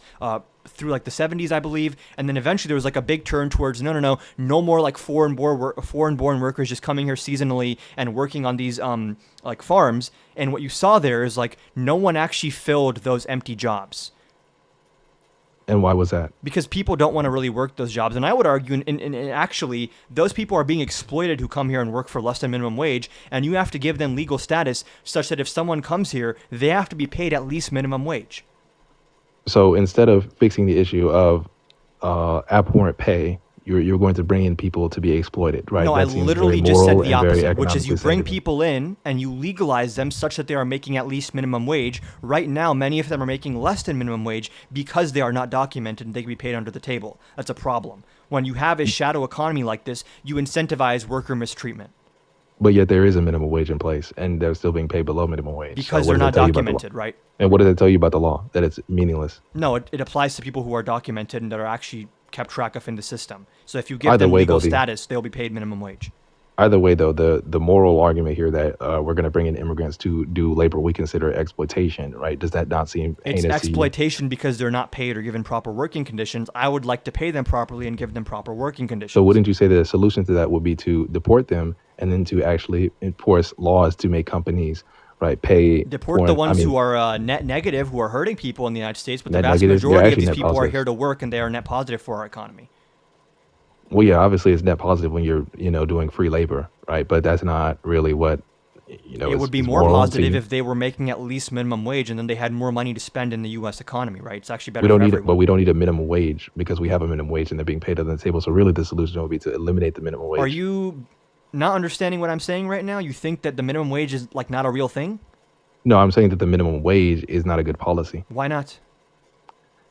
because first of all, it allows for this, and then second of all, How does it allow for eradicates this? low-paying Don't just jobs. gloss over that. How does it allow for this? Well, it doesn't. It's not that it allows. You actually have for it this, but it's completely just- backwards, but I want to hear what you say. Well, it's not really such that it allows for this, but it's such that is it not nonsensical that you have a legalized standard and then people still pay under the standard? It just tells me that the law is not doing People what it's can supposed to only do. pay under that standard when the person isn't legalized that they are paying. If these people were legalized, they would have to meet that legal standard, right? Okay, then either enforce the law or repeal the law. That's my position on that. I'm saying let's enforce the law. Okay, then I guess you can say that, but I still think that the law is not a People good who law. are undocumented that are working service jobs or farm jobs disproportionately in the United States, they should have the same worker protections and wage protections as anyone else in any other sector of the economy. They should not be subjected to lower wages and worse conditions and like less workplace safety just because they are undocumented. The way to ameliorate that issue is to give them some kind of legal status, whether it's a work permit, whether it's a green card or something else, a temporary work visa, whatever it may be, such that when they work in the United States, they have to be paid at least minimum wage. That is going to get rid of a lot of this exploitation. That's not going to get rid of it because we already have a minimum wage in place, and they're still choosing to circumvent the minimum wage. You're That- ignoring that what tells I'm you- saying, which is that we should learn how to enforce the minimum wage on these people right Well, how now. are we going to learn how to right now, enforce it? This is a it's big, not going to be bold claim. enforced when you have a shadow economy. I don't know why you're missing that. I've Well, made you that already have a argument every law which way. of enforcement, and it's not being enforced. So that tells me that your method is already Yeah, but being you're tried. ignoring why it's not being enforced. But you're ignoring why it's failing, which is because No, I'm the law is in directly place. anyways. addressing why it's failing and saying we need to change that. And you're just Change it not, how? you don't want to get into the Change it nuance. how? Give Change it them how? documented status, and then they will be paid at least minimum wage. How is giving them documented status going to allot them to be paid minimum wage? Because they're going to have payroll taxes, and and people are going to have workplace lawsuits that are being paid under minimum wage. Are you aware of why it's even possible to pay them under minimum wage right now? Go ahead and explain. Because they're undocumented, right? You can pay them under the table, and there's no actual receipts of the payments that are taking place, such that the federal government can step in and enforce some kind of labor standards or wage standards. Okay, but then the problem is they're here illegally though in the first place. Why are you not changing the subject? Well, it's not changing the subject. It's It part of is. the subject. They're here illegally. So you're saying let's give them. legalize illegals them. work permits. So let's give illegals work permits, or we can You deport can them. you can which is call my them solution. illegals. That implies that they're like dangerous people or bad people. Well, it's not that they're dangerous. It's just the fact that they're not documented here, and So give no them identity. documentation. Or you can punish them for breaking the law. Why would and we send punish back. them in a way that's bad for them, bad for the American? Like, what's the benefit to that other than just like this arbitrary thing of like we have to punish them? Well, it's not arbitrary. It's restorative policies. It's giving jobs back to American workers. American and workers are not working a lot of these jobs. because the jobs pay like trash, right? Because they're not paid properly. So let's That's why. raise the wage floor for these jobs. No, let's not raise the wage floor. Let's not do that. You want people who work in like farming, for example, people who like pick fruits and whatever, to be paid less than minimum wage? No, I don't want them to be paid less than minimum, You want minimum them to be wage, paid at least but I minimum want them wage? to be paid adequately. Do you want them to be paid at least minimum wage? But what is the minimum wage? Federally like $7.25, which is way too low, but in some states as high as like $11-12, I believe. Okay, but like here's the argument. Can you just answer for, that question? What? Which People question? who work in farming, who by and large right now are subjected to poor workplace conditions and low wages, should people working in that sector, whether or not they're born here or somewhere else, should they be treated with the same level of respect and dignity as everyone else who works? Yeah, sure. And should the government step in to make sure that happens to the case that laws are being broken? Step in to make sure that happens how? That, for example, if workplaces are not enforcing workplace safety standards, if they're not paying people overtime, if they're not paying people at least minimum wage, that they should face fines for that and like lawsuits for that to ensure that they are following the rules? Yeah, absolutely. That's basic. Okay, that is what I'm arguing for. Okay, but like, isn't So it? were you just arguing for the sake of arguing with me? Because it seems like No, you I agree. feel like you changed your. I feel like you changed your argument. You changed your Nope. argument Same thing I've been saying. from minimum wage increase or something like that. I never to- said minimum wage increase in this argument at all. Okay, we said enforce the minimum wage or something like that. Yes. Okay, but how are you going to Now enforce? I'm minimum wondering wage? how well you're tracking my argument when you think enforce the minimum wage and increase the minimum wage are the same argument. Now I'm questioning whether you're even doing this in good faith or not. Okay, but you said enforce the minimum wage. Like, I'm still not understanding how you're going to enforce the minimum wage. By making these people documented. I don't Okay, by know making how them you're not documented. understanding that. Okay, and I'm saying that that's not a good idea at all. You can just claim that, but you haven't actually made an argument as to why I'm wrong here. Yeah, so the argument to that is you'd be legalizing like millions and millions of illegal workers, right? And incentivizing Undocumented illegal workers. immigration. Many of these people have not really broken any laws in coming here, but Yeah, but you're incentivizing undocumented immigration, which is not good. that's not true. You can enforce the border and then also, I mean, you need comprehensive immigration reform, right? Simultaneously make it easier to come in legally, harder to come in undocumented, and for people that are already here, you judge them based on what they've done while they're here, and they can either stay or if they're actual criminals, they get deported. So you would say, so then we're circling back. So you would say your policy is to mass immigrate people here in order to do It's literally low not wage what I jobs. said. But that seems like the plan, though. To No, it mass seems like immigrate you're people. just being bad faith and making strawman arguments that I've never made. So you would disagree that that's your position What's my position? to allow for immigrants to stream here legally, safely, right? To be as I charitable as think we possible. need to reform our legal immigration system. That doesn't mean there's no standards for legal immigration. But it's telling me that it's pretty aimless. So you're just saying to bring them here for what purpose? For contributing to our economy, Yeah, so you to want our to bring them culture. here I mean, for these. multiculturalism is also a good thing. I mean, there's a whole host of reasons: social, political, legal, whatever. It may Man, I be. don't care about that stuff. I care about the economic Okay, aspect. I don't of care it. if you care about that stuff. That stuff is relevant to the health of the country. But yeah, if they can't speak, well, if they can't speak the language. I mean, like, and then you're making a cultural argument. That's Let's kind offer of them a free language classes. free language classes. I always Who see pays people for those? complaining. They come here, they can't speak English. Okay, give them free English classes then. I'm sure they'd love to take them. So we have to pay for them to speak English instead of them just using their jobs. to It's pay a for net it. benefit for society, right? Not every piece of government spending is just setting money on fire. Some of these things actually bring a return. That is setting. Well, that's not. Even, that's worse than setting money on fire. You're just paying people to do Teaching something they can do people on who their own. move to the U.S. how to speak English and better integrate into their communities is negative, is bad. No, if you move here, it should be up to your responsibility, not the government's job to teach you how to speak English. It should be your responsibility. If you don't want to learn English and you moved here to this country, what is wrong with you? I think it has positive impacts to teach people English, and the government should try to facilitate positive impacts. What is the downside of just offering people free English classes if they want when they come here? I thought What you is it? wanted What does this have to do assimilation. with what does that have to do with the argument of why are they not learning English on their own? because it's not super easy to learn an entire new language as you're working paycheck to paycheck, as you're trying to find housing, as you maybe are undocumented. This is why I want to streamline the And how would system that change if you and made make it the free? immigration system more efficient and more humane. See, now you're stumbling over yourself. So you make it free, Same so they still argument I've have been less making. time, It but seems now like it's you're just free stumbling to over them. the argument I'm making because you don't Now it's understand just it. free, but they still have the less time that you made with your little excuse or whatever. So it's the ownership is on them, and it should be on them. To And we make should the not have to time, fund this. sure, but the financial burden shouldn't be there. We should make it easier We have for to fund them. them to be here. We have to I fund them to speak broadly English. think the government should help good things take place. Do you disagree? I think good things should happen is really not a way to govern. Like that is not a way Should to it be govern at bad all. things should happen? No, you should look Like at on a how very it's bird's economically eye affecting level, us, on a very and then think of macro it. level, shouldn't the government be behaving in a way that is like a net benefit for the country? How is my way not a net benefit? You don't even have a way. You're just arguing for the sake of arguing. Yeah, You my haven't put way it- is to you haven't not. put My anything way is forward to so not far. incentivize. My way is to not incentivize people to just come here for English lessons for free. Like what? What kind of policy is that?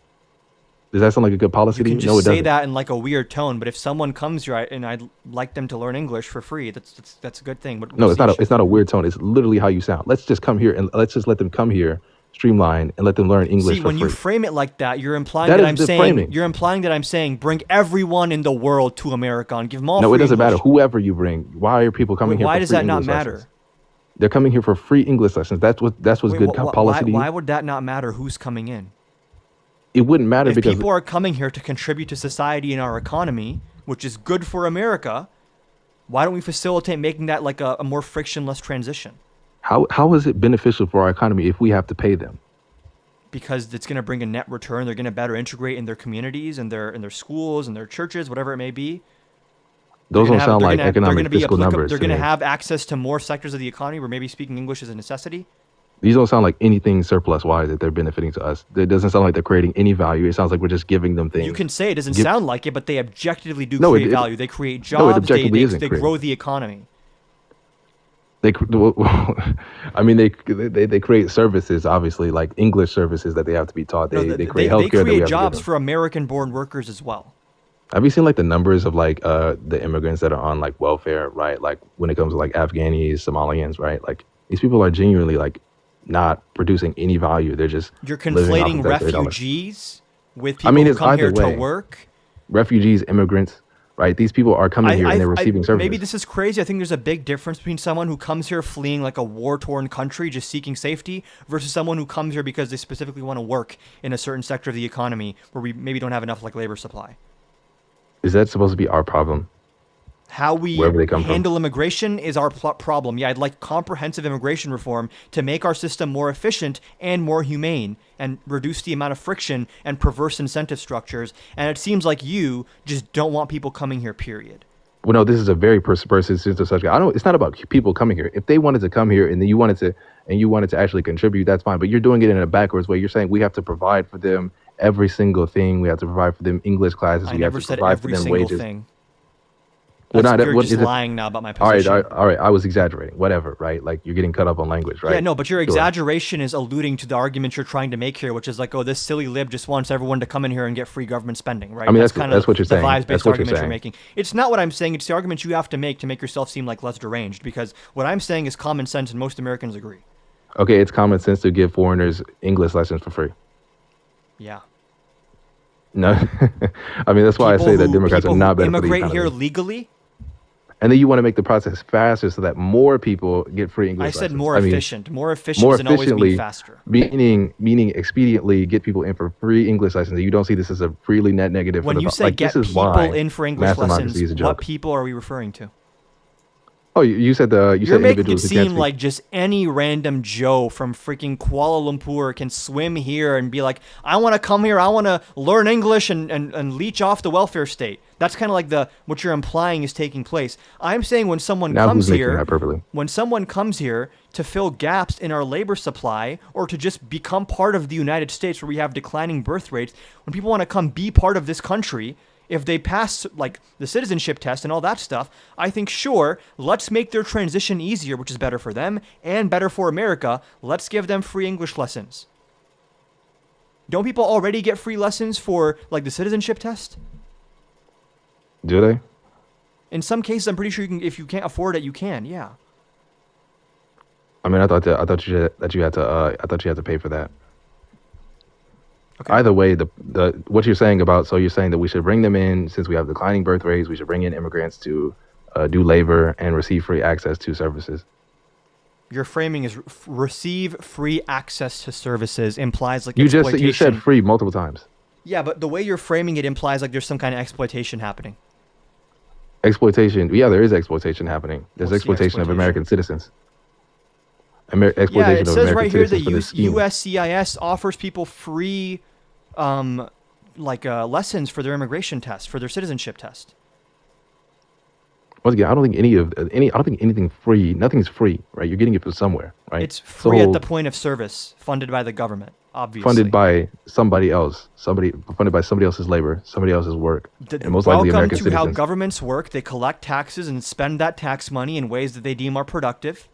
These ways are not productive. This is waste. This is bloat. You can If you just think state this is- that, but immigrants are a net positive for this country. So facilitating You can immigration, repeat the same line over and over again. because It it's doesn't factually really- grounded, right? You have Not factually estimates grounded. from the Economic Policy Institute, from the ITEP, from the what is the immigration, the IAC as well. Like, you can reject all of these things, but we know when immigrants come here, they enrich our culture, they enrich our economy, and if we can facilitate that being done with less friction, we should. How about instead of giving me institutions and saying, well, they do this and they do that, explain to me You mean how. giving you evidence? Explain to me the metrics by which you're using. Sure. The reason immigrants are good for the economy is they increase aggregate demand, which is going to increase hiring, increase wages, and grow our real GDP. So you're saying that growing our GDP and increasing wages is good for our economy. Broadly speaking, yeah.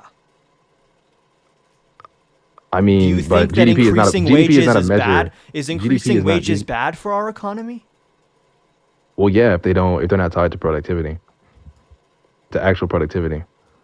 Okay. They are working, they are increasing productivity, right? They're actually increasing the labor capital, labor supply. Yeah, because you're not creating anything new. You're not creating any new value. You're just stating things as matter of fact that are like theoretical assumptions that are not grounded by any evidence. Well, these are not theoretical assumptions, right? What value is actually being created? What surplus is being created by their presence?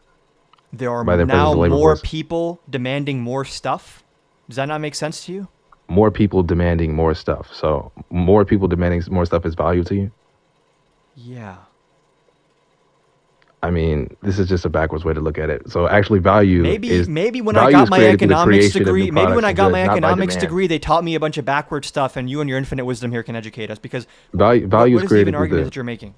value is created through the creation and the demand of useful goods, not by demand and people wanting things, right? So the more You people just want said the things, same not- thing in two different ways. I was hoping that you would get it. We're going to create more useful goods when people need more useful goods, and there's more But demand people who going need up does them. not create value. It raises wages. I mean, there's when you say How does create it raise- value. how does demand going when up you raise say wages? create Show me the value, correlation there. when you say create value, is that a univariate problem to you? There's only one thing that's called value. You can't look at different aspects: wages, GDP, labor supply, like Yeah, well, you just want to have GDP has what is tons of value, issues. Right, well, like GDP, like metrics like GDP have tons of issues, right? right? Like Which is people why could be you look working- at multiple metrics, as I'm doing here.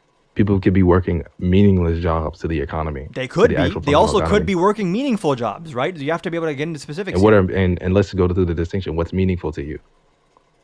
I think the basics of healthcare, housing, food. There's entertainment. I think is also really important. People being able to go out and to go to arcades, go to movie theaters. I mean, there's An also arcade? social implications here. An arcade is economically productive to you. Yeah. So going gambling. Do you is think like productive to you. economic productivity is measured by like how many bricks we stack on top of each? I think when society does better, I mean, this is socioeconomics, not just economics, right? When you have a higher standard of living for people, broadly speaking, I think that's a good thing. Maybe you disagree. Do you disagree that broadly speaking, all else equal, raising the standard of living is a good thing Standard of living for who? for the average person? The average person. This Who's guy's the average rage person? rating for sure. Yeah, who's the average person, right? People are living with unaffordable housing, right? High housing costs, but that to you is a higher What are you even something saying of living. right now? I'm saying housing costs are insane and they're explosive. Because we don't but build you're enough saying that- housing. No, it's because we have too much bloat. We have too much. No, we have too much reckless spending. Economists on the left and the right agree the number one reason housing is so unaffordable in the United States, there's many reasons, but the number one reason is that we don't have enough supply of housing.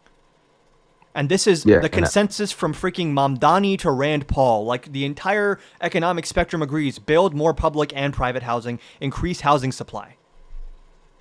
That's one of the aspects. Absolutely, It's I the agree most, with that. the biggest aspect. Yeah, it's the biggest aspect. When you say it's Sure. bloat, what do you mean? I say it's bloat, but I mean wasteful economic spending on things such as what you said with arcades, right? Like that's wasteful economic spending. Gambling, No, it that's brings wasteful in more economic spending. tax revenue, right? It so creates like if you- jobs.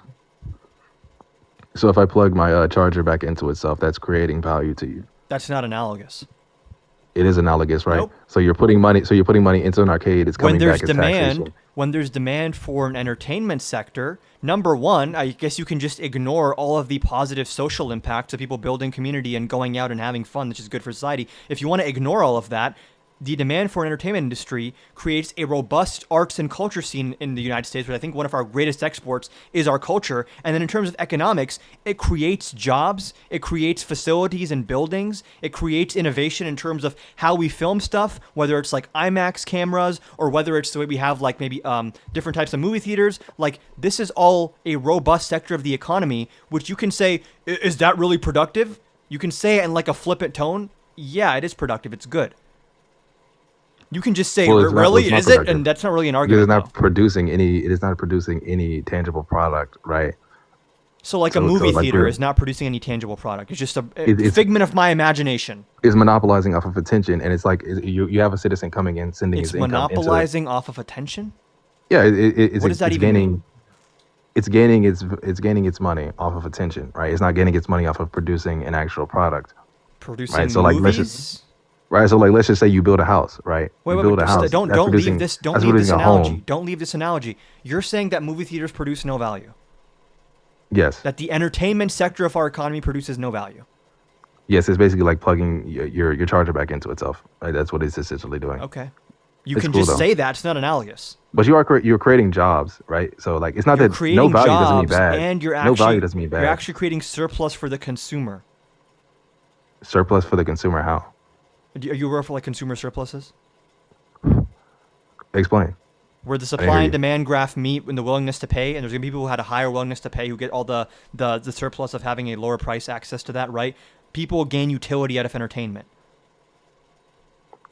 So they gain utility by Like getting a you lower can, price. we can than we it can would- get super into economics right now, and it's gonna make your Yeah. argument look worse, right? Utility is like defined by consumers, right? And if people have a demand for entertainment, and that creates a supply of entertainment and jobs in the entertainment industry, that is going to grow our economy, because now our economy does more things besides just housing and healthcare. Now we have an entertainment sector that creates all sorts of ancillary ripple impacts in terms of TV shows, movies, actors, social media, influencers. Like, this is all providing people entertainment value, which they pay for, which expands what our economy does, which expands GDP, which can raise wages and create jobs.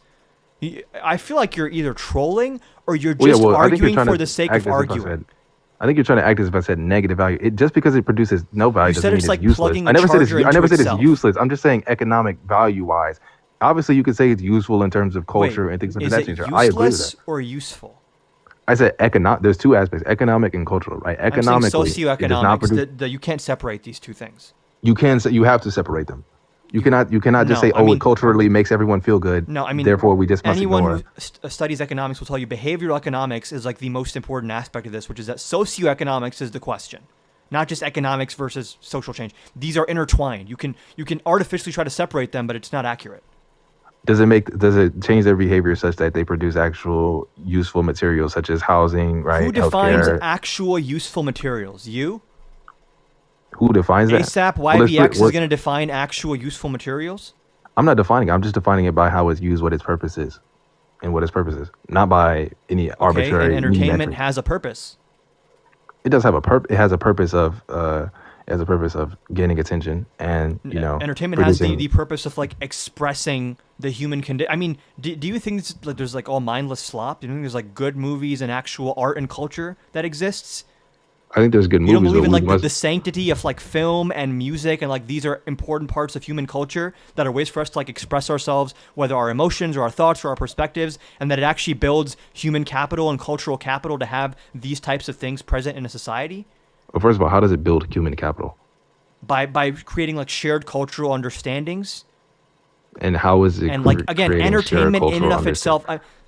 What's a movie that's created shared cultural understandings? I would love to hear. Shared cultural understandings. I mean, Yeah. the fucking Avengers, like anything. What do you mean? Oh, okay. I guess the Avengers. Any like that's big cool, but how is it? blockbuster movie? I mean, what do you think movies are? I don't understand what this argument is about. So you're saying that the Avengers, right, produce a shared cultural unity or shared cultural value or Like understanding? or something cultural like that? events when people are following like a movie. Star Wars is another example. When people create like cultural moments or cultural spaces, whether it's through TV shows or movies. Someone said it again in the chat. I said this earlier. America's like #1 export is our culture. People are watching. And how does this help anyone here? By making How does this help them anyone's lives? by making them happier and more entertained, giving them community Happier and more entertained. and giving them So community. that's a metric by which you. So what if it made me That is unhappy? that is one metric of value amongst What if it made many. me unhappy? What Huh? if maybe objectively? So if I'm unhappy with it, right? You don't What have does to this watch value it. go? So does it? So does this value on society drop if You're I'm just unhappy? doing like the thing a toddler does, where every time you explain something, like, okay, yeah, but I'm why just though? But pressing why your though? reasoning. You haven't even made a single argument. You Yeah, just, I'm actually going through your reasoning. So you're saying that it's good because it makes people happy. Is that so? It that's produces a, economic. that's a value. reductive I didn't know way. happiness produces That's a economic reductive value. way of framing my argument. I didn't know. I It's didn't a know happiness reductive and produces bad economic faith value. way of framing my argument. It's not reductive in bad faith. It is reductive. We just got to the logical endpoint of your argument. So it's Making people product- happy is a very vague term, right? I'm getting more specific here when You I talk just said about. that. No, I talked about specific cultural capital and like senses of community and the importance of art and how art influences culture. You can These ignore are these just- these are things. Say, just okay, well, where's the left-wing where's the buzzwords. So what the value hell though? are you Where's the talking value about? though? You're just throwing a bunch I of feel like slogans. you're trying to rage bait me, and because I know You're throwing you a bunch are, of it's like slogans, and then not you said, and working. then you gave me one metric, which was making people happy, which was nonsense.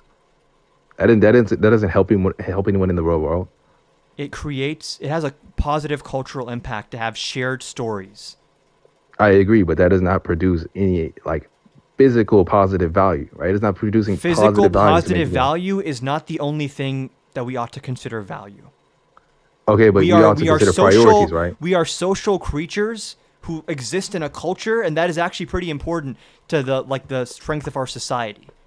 But I don't yeah, know if wouldn't you- you do you say that it's disagree? important? Do you Wouldn't disagree? you say that it's important to disagree? prioritize well-being over? Do you disagree?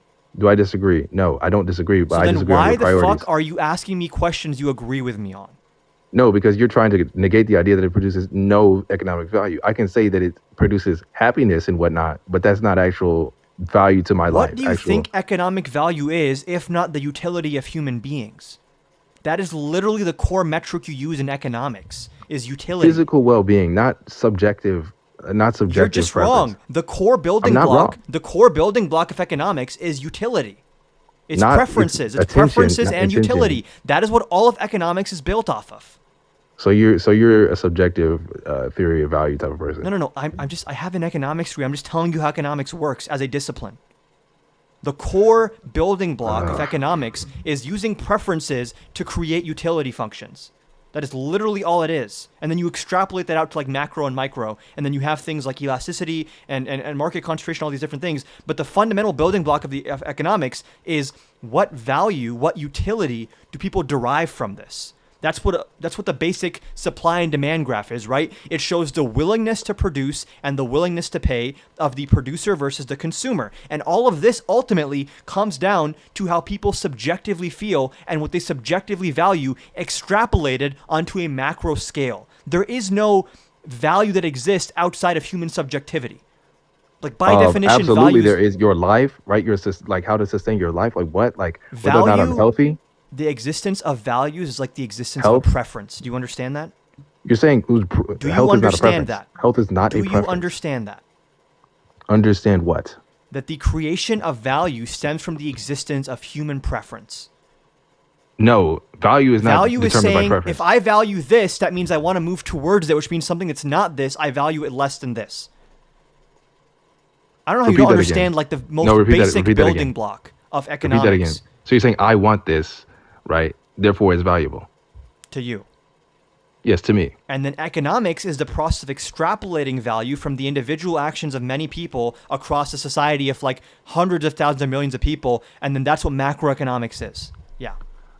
And do you believe that there could be things that are valuable subjectively in somebody's brain that is not necessarily valuable in reality? There's no such thing as valuable in reality. Every Like valuable to that person, every value right? judgment is by definition going to be subjective. Every value judgment is subjective. So my hunger is subjective to you Yes, the compared fact to somebody's need for, let's just say, a movie. meaning it's based on you, the subject. I don't know how you don't understand this. It's not based on Your me. hunger does not exist external of you being hungry. I don't, My do you not my understand this? hunger exists essentially to me, and my desire for a movie, right, exists subjectively. There's one thing that is essential for my life, and there's Congrats. one thing that's subjective. Yes. You have discovered the building block of economics. People have preferences and people gain utility from doing different things. That's what a utility function is. That's how all of our economic models begin. Is based on Yes, but you're trying to preferences say being that- you're trying to say- extrapolated. No, don't say yes, but you don't know what I'm saying. You actually are uneducated on this. Oh yeah, now that you're uneducated, What is that's a my utility favorite one. function? I have no clue. Actually, you've been throwing that around, and I've been to ask you that. You What have is a no utility? clue what a utility function is, yet you What are does that here say? arguing with me on the building blocks of economics, and you don't see how that makes you look extremely dumb. I mean, you could just explain the word instead of actually just trying I to already browbeat, did but- explain the word. Well, explain it again because I didn't hear you. A utility function is what it says. It's a function that shows how much utility someone gains from something. And that is going to be augmented or influenced by how much something costs. There's like substitution effects. There's elasticity of demand, right? So for example, if I break my arm, my elasticity of demand is pretty low. I need that arm to be fixed regardless of how much it costs versus something like strawberries. There's like a stronger substitution effect where if raspberries are way cheaper than strawberries, then I'm going to maybe buy the raspberries. Like, again, someone said in the chat, this is Econ 101 stuff. Okay, so first of all, your first definition was entirely circular. But then secondly, so you're saying that because you break your arm... How is it and circular? You need, well, it's circular because you said the utility function is the function of utility for a person, right? So like Yes. that is not really a definition to give me. You're asking me the definition of utility? No, you said utility function, and you said the Yes. utility function was a function of the utility of a person, right? Like Right, which assigns numerical regular. values to different outcomes, which are meant to quantify how much utility they gain from it. Okay, so what numerical values? What do you mean? It varies. You said assign numerical values. Like what's the thing that can have a numerical value assigned to it? Well, the way this is typically like actually modeled out is through like willingness to pay graphs on like a very micro level, right? Like the very basic supply and demand graph is basically graphing people's willingness to pay in their utility function, where essentially there's a whole range of amount of, like, for example, if someone is selling this pen, there's going to be people that are willing to pay $100 for this pen, but it's probably like one guy, right? And then probably the vast majority of people want to pay $0 for this pen. On the flip side, for the producer probably wants to produce and make charge as much money as possible for producing as little as possible, having as little cost as possible. And that's where these lines intersect. All of this is built on an understanding that individuals have preferences. I would rather have that than this. You extrapolate those preferences into utility functions, which are saying, okay, if I have a preference, that means I value something. And if you extrapolate that value, you gain a utility function. Now, if you'd like, I can pull up an Economics 101 lecture for you. Okay, I actually think I get what you're saying. So you're saying if you extrapolate like how much I specifically value from that pen, you're saying that's utility function. Yes, but that is only step one, because what economics does is says we have a bunch of people all with their own utility functions that are part of a market economy. And then you're looking at incentives, you're looking at macroeconomic changes. So utility function is just a fancy Economics word for is preference just the for you. study of decision making on a large scale. So it's just a fancy word for preference for you is utility I function. literally just said that utility functions are derived from preferences. Yes, you said it's directly derived from the preference of the pen. Okay, so you could have just said that explicitly. They're derived from the preference of the pen? Yes, like say how much you value the pen, right? How much a person values the pen, how much utility it has to them. That's utility function. I seem to have You're it using now. kind of the word value and utility as if they're separate, but they mean the same thing in this context. I mean, I'm using them as the same thing. So Then why I are mean, you using that's okay. separate words to describe the same concept and then draw a differentiation when you say that? Okay, let's just move on. So you're saying that the preference to the pen is univocal to the preference of, let's just say, some other function that is unilaterally preferred. Can I ask you, what are you arguing right now? Are you just I'm trying to arguing argue for the because you sake said of that arguing? you said that movies had a positive value, I right? said that, They had a I said that positive. the entertainment sector is a part of our economy that helps our economy grow. Yes, helps our economy grow GDP wise, and Wages utility wise, function wise. quality of life wise, culturally, socially. Yeah, wages funded by wages that already existed, therefore circular, therefore non-existent Wages value. already okay, so the wage for like a movie theater worker already existed before the movie theater was there. Explain how that works. Yeah, because his wage was paid for with money that already existed. Okay. Is that hard to get? That just so it's doesn't address circular. what I'm saying. So Well, no, it addresses it because it shows how it you has said no that value. the wage already existed. A wage Yeah, I'm is a saying specific. No. Don't change your claim. A wage is a specific transaction, right? Where someone is being paid to offer labor. And when they're doing labor, they're producing something new of value when they combine their labor with the capital. And then people are consuming that thing of value that they're producing. And whether or not it has value is dependent on how much people are willing to pay for it. So if people are willing to pay for something, then by definition, it has value to those people. That is how our economy works. The So fact if a that there piece of- is so if a piece of demand shit has for value, that means that the that piece fact of that shit there has is value. demand for an entertainment sector would imply the entertainment sector has value. I don't know how you're not understanding this, dude. It's kind of embarrassing. It has value, but I mean, there's It's like plugging a differentiators of charger value into of- itself, right? Yeah, it's like plugging a charger into itself because it doesn't actually Except it's sustain its not. own value. It just derives value from others. It doesn't actually Yeah, create. an economy is a bunch of people deriving value from each other on a big scale. And people are asking a great question.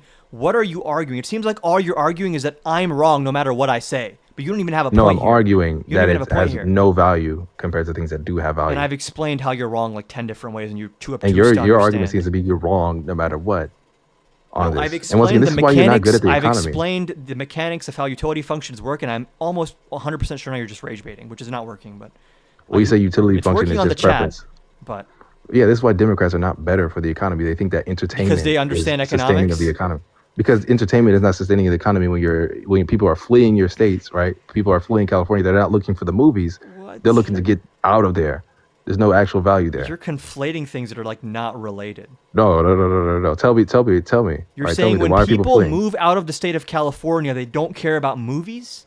No, I said that, yeah, they don't care about movies because they're fleeing because of the horrific economy You there. don't think they're going to watch movies to the place they're moving to?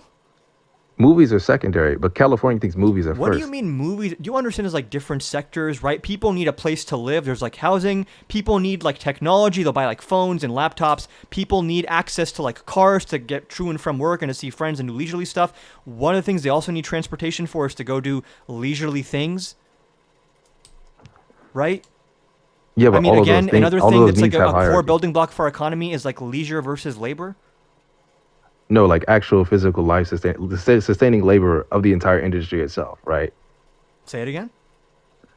I said like actual essential labor compared to right entertainment labor. Define essential Essential labor. Essential labor, as in like, let's just say the people building the houses, people, you know what I'm saying, actually physically working on something, contractors, things of that nature. Who determines that labor is essential? Well, it's not me who determines it. It's the I'm fact asking that you what everything. determines it, what makes you give it the label essential? Well, the label essential is that the business would not function without said predicated labor. Why would it not function? You're so close. Well, because if the building didn't have lights in it, would it function? No. Why would that matter though if no one's in the building? You're so close. Come on. Hold on. Why would it matter that the lights are not on? It would matter greatly because the building would not, the operation would not function without the But essential a labor. random empty The people building with the working here lights that not are essential. off, that doesn't affect anyone. It's almost like you need consumers and producers involved for that to actually mean something, right? Yeah, but the consumers and producers are not the ones producing the actual value. The essential laborers producers are not. So when a construction company builds a home, in your mind they're not producing the value of the home. It's the value's falling No, out of the I'm sky. actually saying that they're producing the it's entire manifesting value from of it. the atoms or something. No, I'm saying they're producing the entire value of it. The people capitalizing And off of what it is are it? not. What is that value? Labor value. What is the value of how? Like for example, if I produce anything, housing, water bottles, microphones, where does the value of that come from? Well, the value of what of where it's sold, right? Like after the transaction. How do you determine how much value that thing has? I determine it by the essential labor put into it. That's circular. It's not circular. Essential to what end? Essential to the fact that the form of being would not be produced without said Like, labor. I want to be super concrete here because I feel like this is where your logic is going to fall apart, right? So let's say there's this water bottle, right? And someone produces this water bottle, and I think this water bottle has value. Now explain to me, according to you, sir, economics PhD apparently, why does this water bottle have value? The water bottle has value because somebody created it. What if someone created it and no one bought it? Would it still have value? Well, that means it has no value. So there you Exactly. go. Thank So you the very much. value is determined Yeah, but by people's assign the value of preferences it. in consuming the said good or service. Oh my goodness. No, you just explain how oh the my labor goodness, created it's almost zero like value. that's what I've been saying the whole time. Yeah, but it created no value, right? So it doesn't. It's not a refutation of my point. It's just explaining how it's creating no value. Like it I'm gonna just hold determined you the to value. this. It just determined the I'm not value. going to let you run from this because I feel like now I've actually caught you in a rock and a hard place. Oh, please, no, please, You're please agreeing. come, please you're- come for more. You're agreeing that the value of this water bottle is determined by how much people value this water bottle. No, it's determined by the creation of the water bottle, the creators Okay, of the water bottle. If I create this water bottle and I just go set it down on a curb somewhere and no one ever drinks it, no one ever buys it, who values that water bottle? How does it have value? Nobody Where's values the value coming from, right? Because you're claiming, okay, I just want to be clear, you're claiming if I go and create a brand new water bottle and set it down somewhere, that water bottle has value still, right? Just by the fact that I created it, right? Yeah, it has no value. It has no value. Yes, you created it. yet Stay it on has no that. value. Stay on that. No. Why does it have no value? It has no value because there's no demand for the labor. I mean, demand for the water bottle. Oh my goodness. It's almost like that's what the fuck I've been saying, that the demand for the good or service is what gives it value, as you just stated yourself. Thank you. But the demand does not determine the creation. Yeah, it would. No, hold on. So the creators of the water bottle, people want it. Now they're forced to create. No, that's not how this If works. the demand for water bottles went up, do you think they'd maybe create more water bottles? They maybe desire to create more water bottles, but it is ultimately their choice. Therefore, the value is in their Okay, hands. can you just admit that you're trolling now? Because I'm going to move on to the next No, guest, no, 'cause that's You're, not you're trolling. embarrassing You yourself. you just can't comprehend the logic that No, I don't think have I kind of any- caught you in a chokehold there at the end, and now you're trying to shift the framework. No, you agreed. tried. You agreed that that value is created by people's subjective evaluation of value. No, surplus value is created by that. You just agreed that this water bottle only has value if people want to buy it. You already agreed. It only has surplus value. It doesn't have actual physical value. What is actual? There's no such thing as actual. Do you think value can exist external to people? Yeah, because it exists because people worked on it. So, if there were no human beings on Earth, could things still be valuable? Yeah, it would still be valuable. But it would have nobody to Who produce would it. determine the value? Whether or not somebody could produce it. No, I'm saying in a world with no people, human beings all disappear, and this water bottle is sitting here. A few minutes earlier, you would have said this water bottle then has no value because there's no one there to buy it, no one there to sell it, there's no value. It's a water bottle. But now you're saying, no, there's this thing called actual, I'm going to quote you, actual physical value is a thing apparently that exists independent of the human mind. Right? Yes, whether or not somebody wants to create the value. That doesn't make any sense when you say that. I don't know what to tell you. That. Yeah, like as in like if I wanted to create something, right? It would be up to me the value of that creation. Because I would charge you for it. It wouldn't be up to you. Yes, it would. If you wanted it, I would have to charge you for it. So you're intentionally leaving out Oh the my if you wanted it goodness. part. Right? If you wanted it, you would charge you for it. I'm going to pull up a very simple graph here to explain something to you. Oh, another graph that you probably don't understand. This is what economics majors do. You're an economics major, huh? I have an economics degree. Oh, you have an economics degree? Yes. Where'd you get it from? University of Michigan. Ah, for real. Dang. Yeah. Were Really smart guy over here. You're going to try to like, oh, that's a liberal institution. It's kind of liberal up there, isn't it? Some of the top experts in the country. All the experts. Can't forget the experts. Can't. And I think you really should not forget the experts because you could really use learning, and I'm not an expert at all, but I think you could really learn from an expert here and actually have some sound opinions. No, I prefer to observe. You prefer and to take in just come up information with and random learn. bullshit in your head and state it with 100% certainty and then not understand any response to it. No, I study actual experts, like actual philosophers. I do that. I don't just sit there and gobble information from quote unquote experts. Experts don't just give you information to gobble. They explain how things work. They explain the mechanics of how things work. So Yeah, but see, the thing is the way 'cause they if you don't they have try the to do it. framework of understanding what a utility function is, you shouldn't be talking about this kind of economics. Well, I just understood it in 2 seconds. You didn't though, because now you're claiming that value exists external of utility functions. See, the thing about you and Right? people like the Right? experts is here's Right? what you You're try claiming to do. no, don't. You're claiming that value exists external of utility functions, right? Yes. How?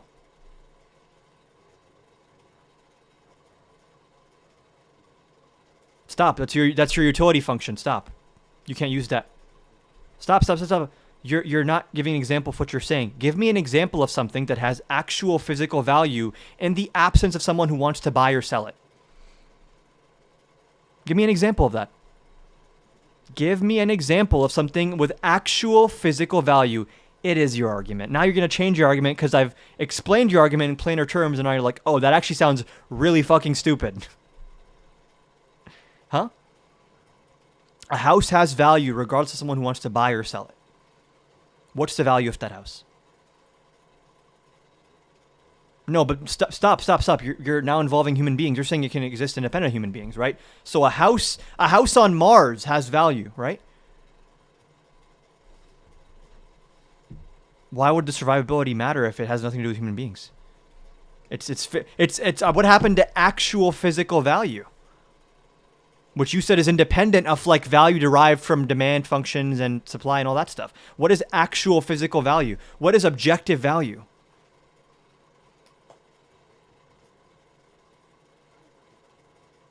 No, I'm making you look at the own holes in your own argument, and you're starting to stutter, starting to struggle. Okay, what is the value of a home on Mars? Like right now, if I snap my fingers and a home appears on Mars, what's the value of that? Why? What about what you said is actual physical value? That's what I'm trying to understand. It's not a real thing, so that's why I'm asking you.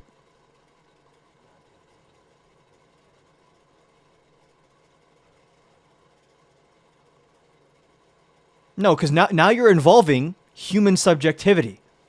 You're saying that certain value can exist external of the human mind. It's called actual physical value. What would that be, sir? Give me an example. Why are persons getting involved in this? I thought you said value can exist independent of persons. Now you're making my argument. I'm so proud of you. It took like an hour, but you finally made it to acknowledging that value. And this all started from a fucking immigration conversation where you're like, how are they creating value when they come here? But you just agreed that value is subjectively created by human beings, and when more human beings come in here, there's more value that can be created. Are you going to address that? Are you going to address that? What I just said? Dude, your little strategies are not working anymore, because now I'm going to hold you to the substance. Can value exist external of the human mind? Okay. What would be the value of a house after human extinction?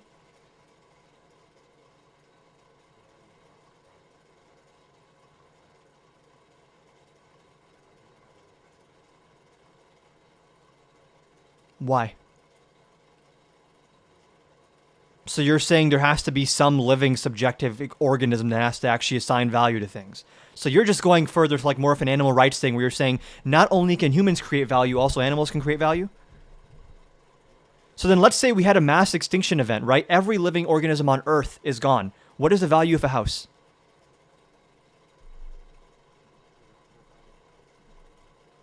Metric.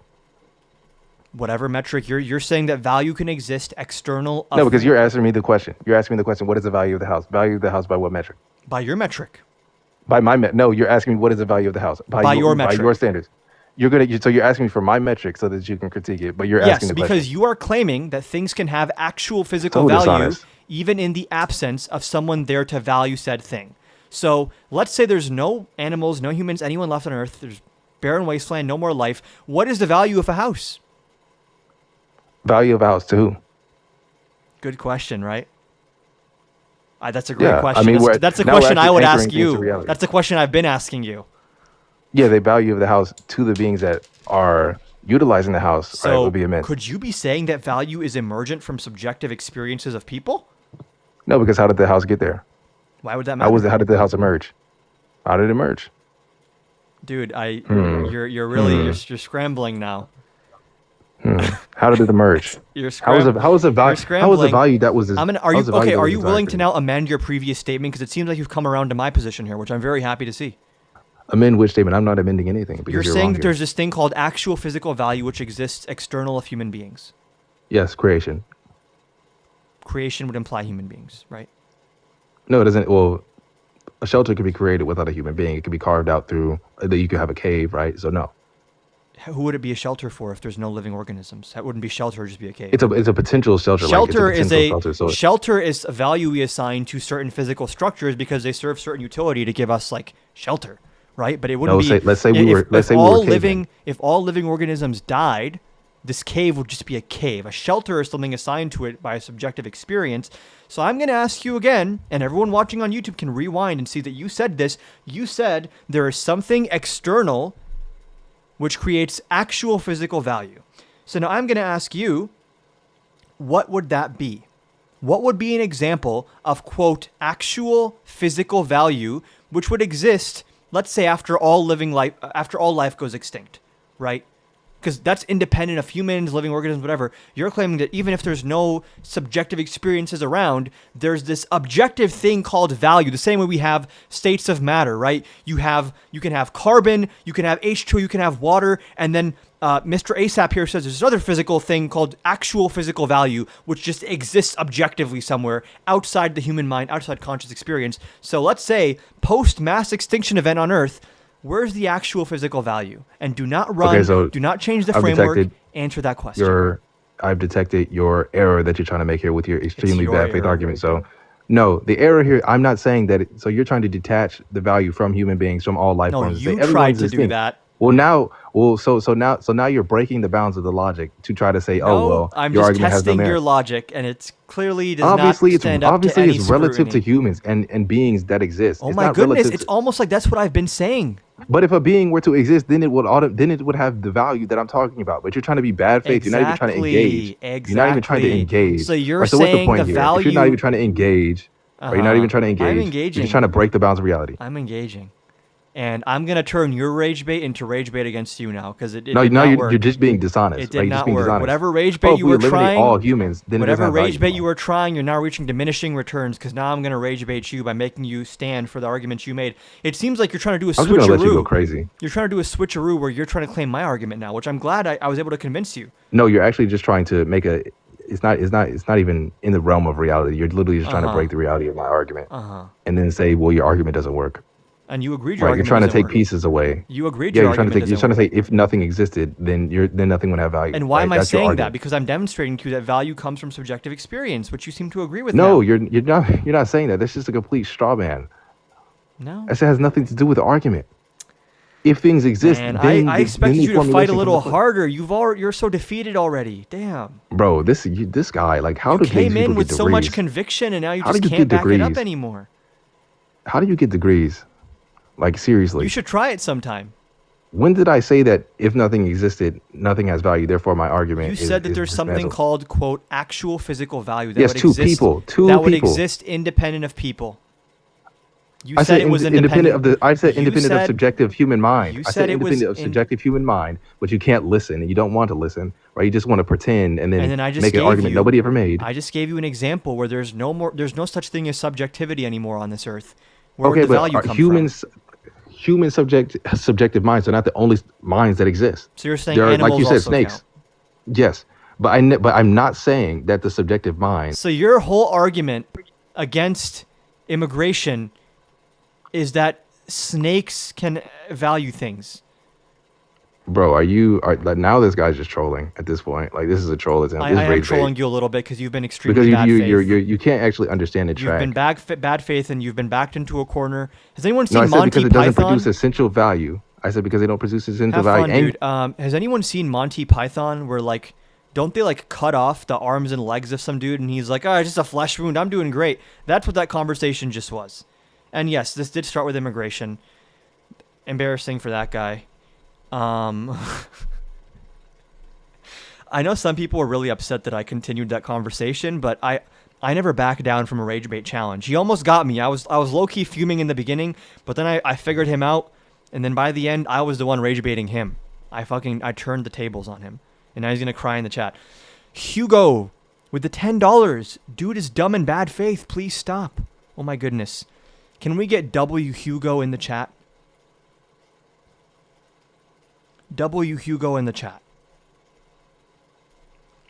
Hugo with the $10 on Cash App. And Hugo had a message for us. Hugo said, dude is dumb and bad faith. Please stop. That's valid, Hugo. That's valid.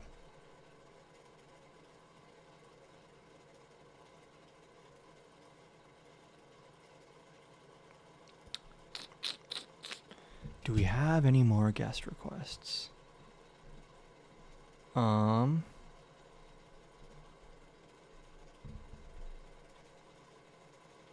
love you. Thank you. Well, Timu Matt Nuclear. At least Matt Nuclear makes arguments. And you are hard pressed to find me saying anything that's not negative about Matt Nuclear, but at least Matt Nuclear makes, they're bullshit, at least he makes arguments. This guy was just doing like what toddlers do, where they ask you a question, you answer like, oh yeah, but why? Why? Why? They just keep asking why over and over again. And then it's like, okay, are you just arguing for the sake of poking holes, or do you have an actual point here?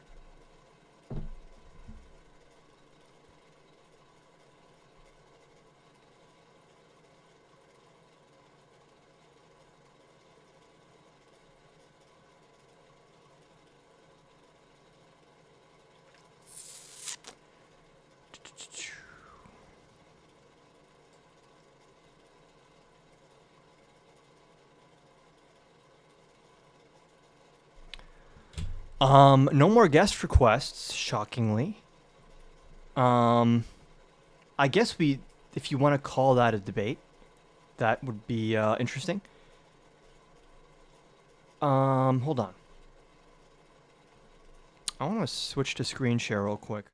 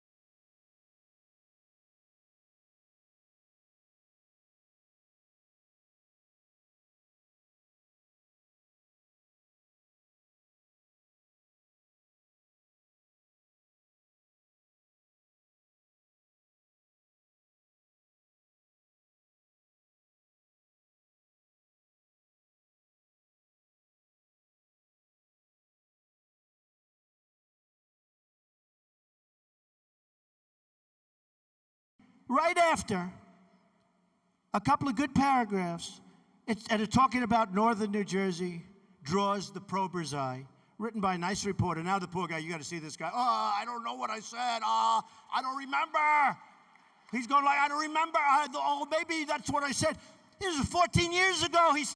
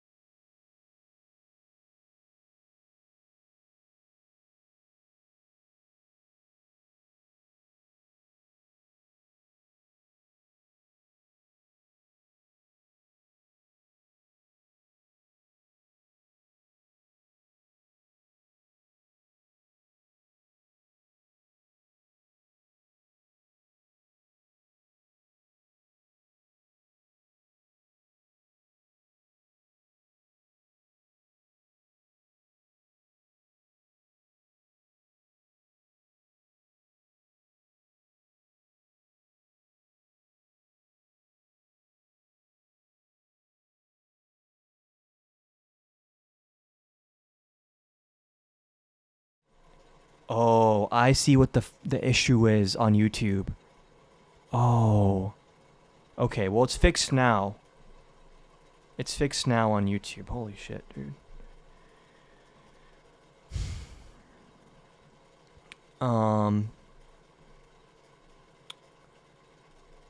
But I would love for someone to set up just me versus like 5 MAGA people. I would love that. Oh my goodness. I would love to do a surrounded as well. Dude, I do the debate stuff and everything because like I'm trying to do political commentary as a career and all that, true. But I also just do it for love of the game. And sometimes it's like everyone, you're really all too scared to debate. No one here is willing to defend Trump without acting like a fucking deranged person. It's boring. I want some competition. I want someone to actually make me have to use my brain past like 20% capacity in a conversation. Is that too much to ask for?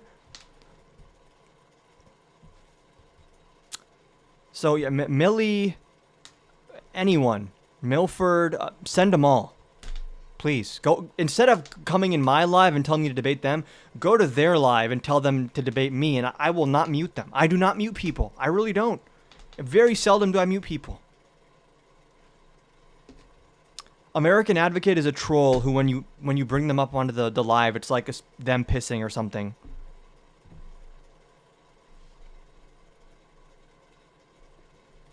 Or like the sound of some wind or some storm or something. It's like not an actual serious person.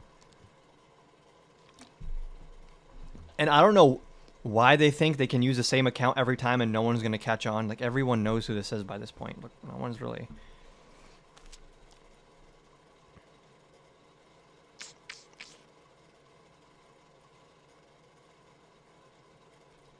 That must be a new milestone for you, that you debated multiple people today and you didn't piss. She's got a bigger platform, that's why I say debate. I don't really care if she has a bigger platform, though. Like, when I'm doing a debate, I'm a lot more concerned with the actual substance of the debate. And if someone is just going to mute me, they can gang up on me. If they want to do like a 5 versus 1 debate, that's fine. But if they're going to be muting me and stuff, and because here's the thing, if you're doing like a 5 versus 1 debate, you better have sufficient speaking time as the one person, right? Because them collectively getting whatever it is, like 5/6 of the speaking time, even though you're actually just giving one point of view 5/6, like it should be 50-50, right? So if she wants to hop on here, that's fine. Now when you say bigger platform, is like she has more followers, or she has more concurrent viewers, or she has more name recognition?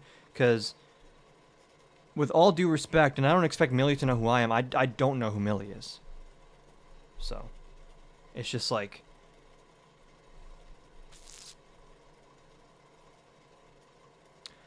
she doesn't as much. She does have a co-host though, but you're more competent than both of them. The thing with debates also is like competence isn't what matters. It's like, do you have the time to flesh out your argument, and are people debating in good faith, or are they just asking questions? I see John K and Benji in the guest requests. We are kind of, Benji's left, but I am kind of wrapping up the live.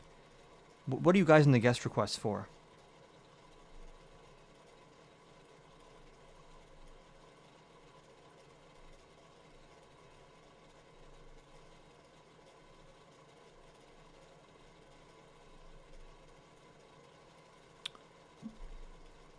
Ooh, I want to have some. Do I have any milk? I want to have some Oreos. I'm going to hop off stream, dude. No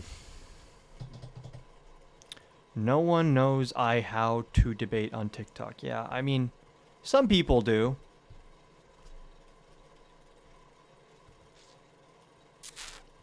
Good convo. Okay.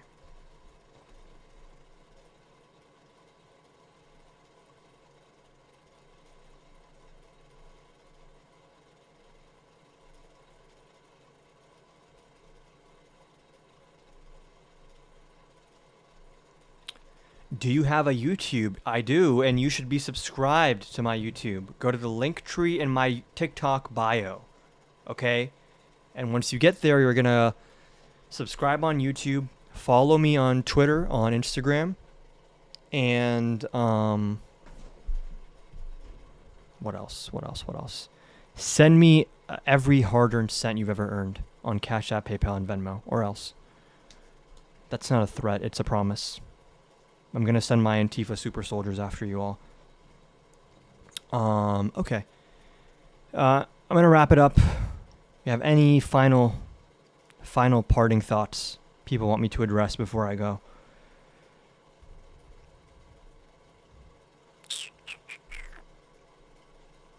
I've got a hypothetical question. Yeah, ask me in the chat. We're not taking guests anymore.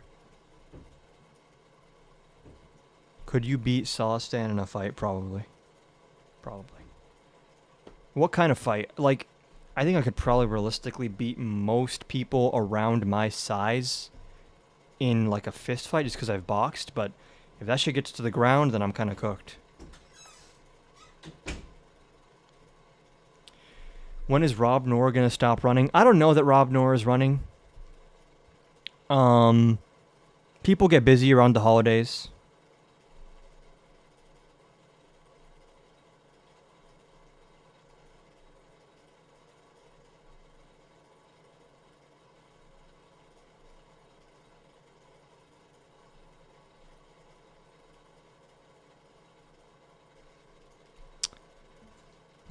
Oh, okay, you asked what I was requesting. I said good convo. Okay, just all good fights get to the ground. True, but the average person's not gonna know jujitsu.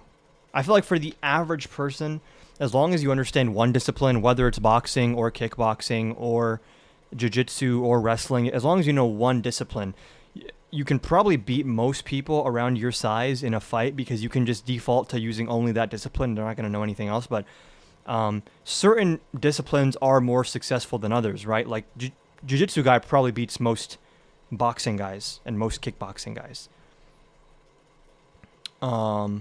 Which is why I need to learn jiu-jitsu, and then I'm ready.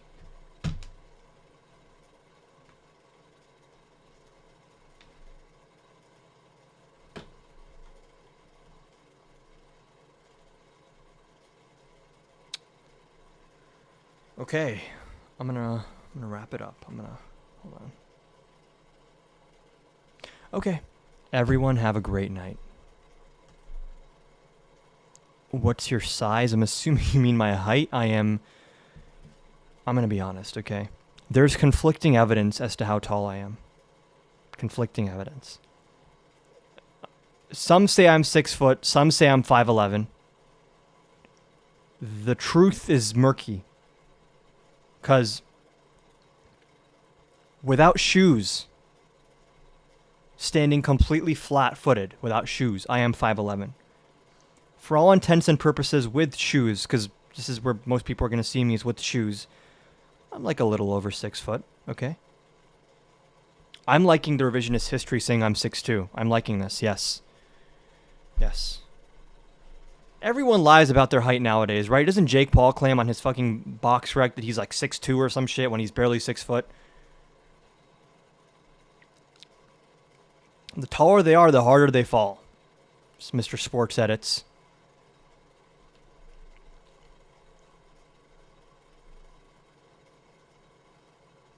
I'm not even going to read that comment. Trump also lies about his height. So is it that bad if I just bump it up by an inch and a half for myself? I don't think so.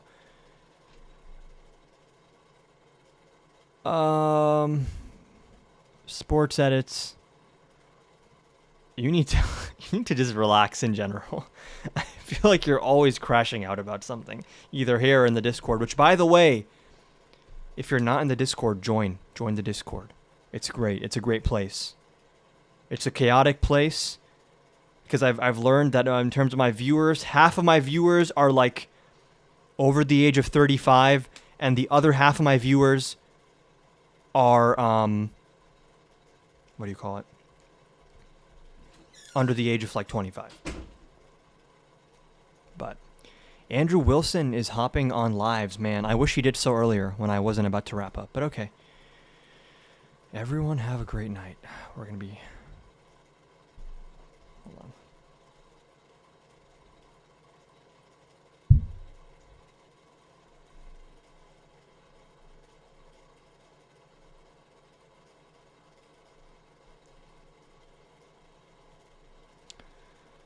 Bro's dodging, so true. What would I debate Andrew Wilson on, dude? Does he even debate Trump stuff, or is he going to debate me on, like, should men be mean to women or something?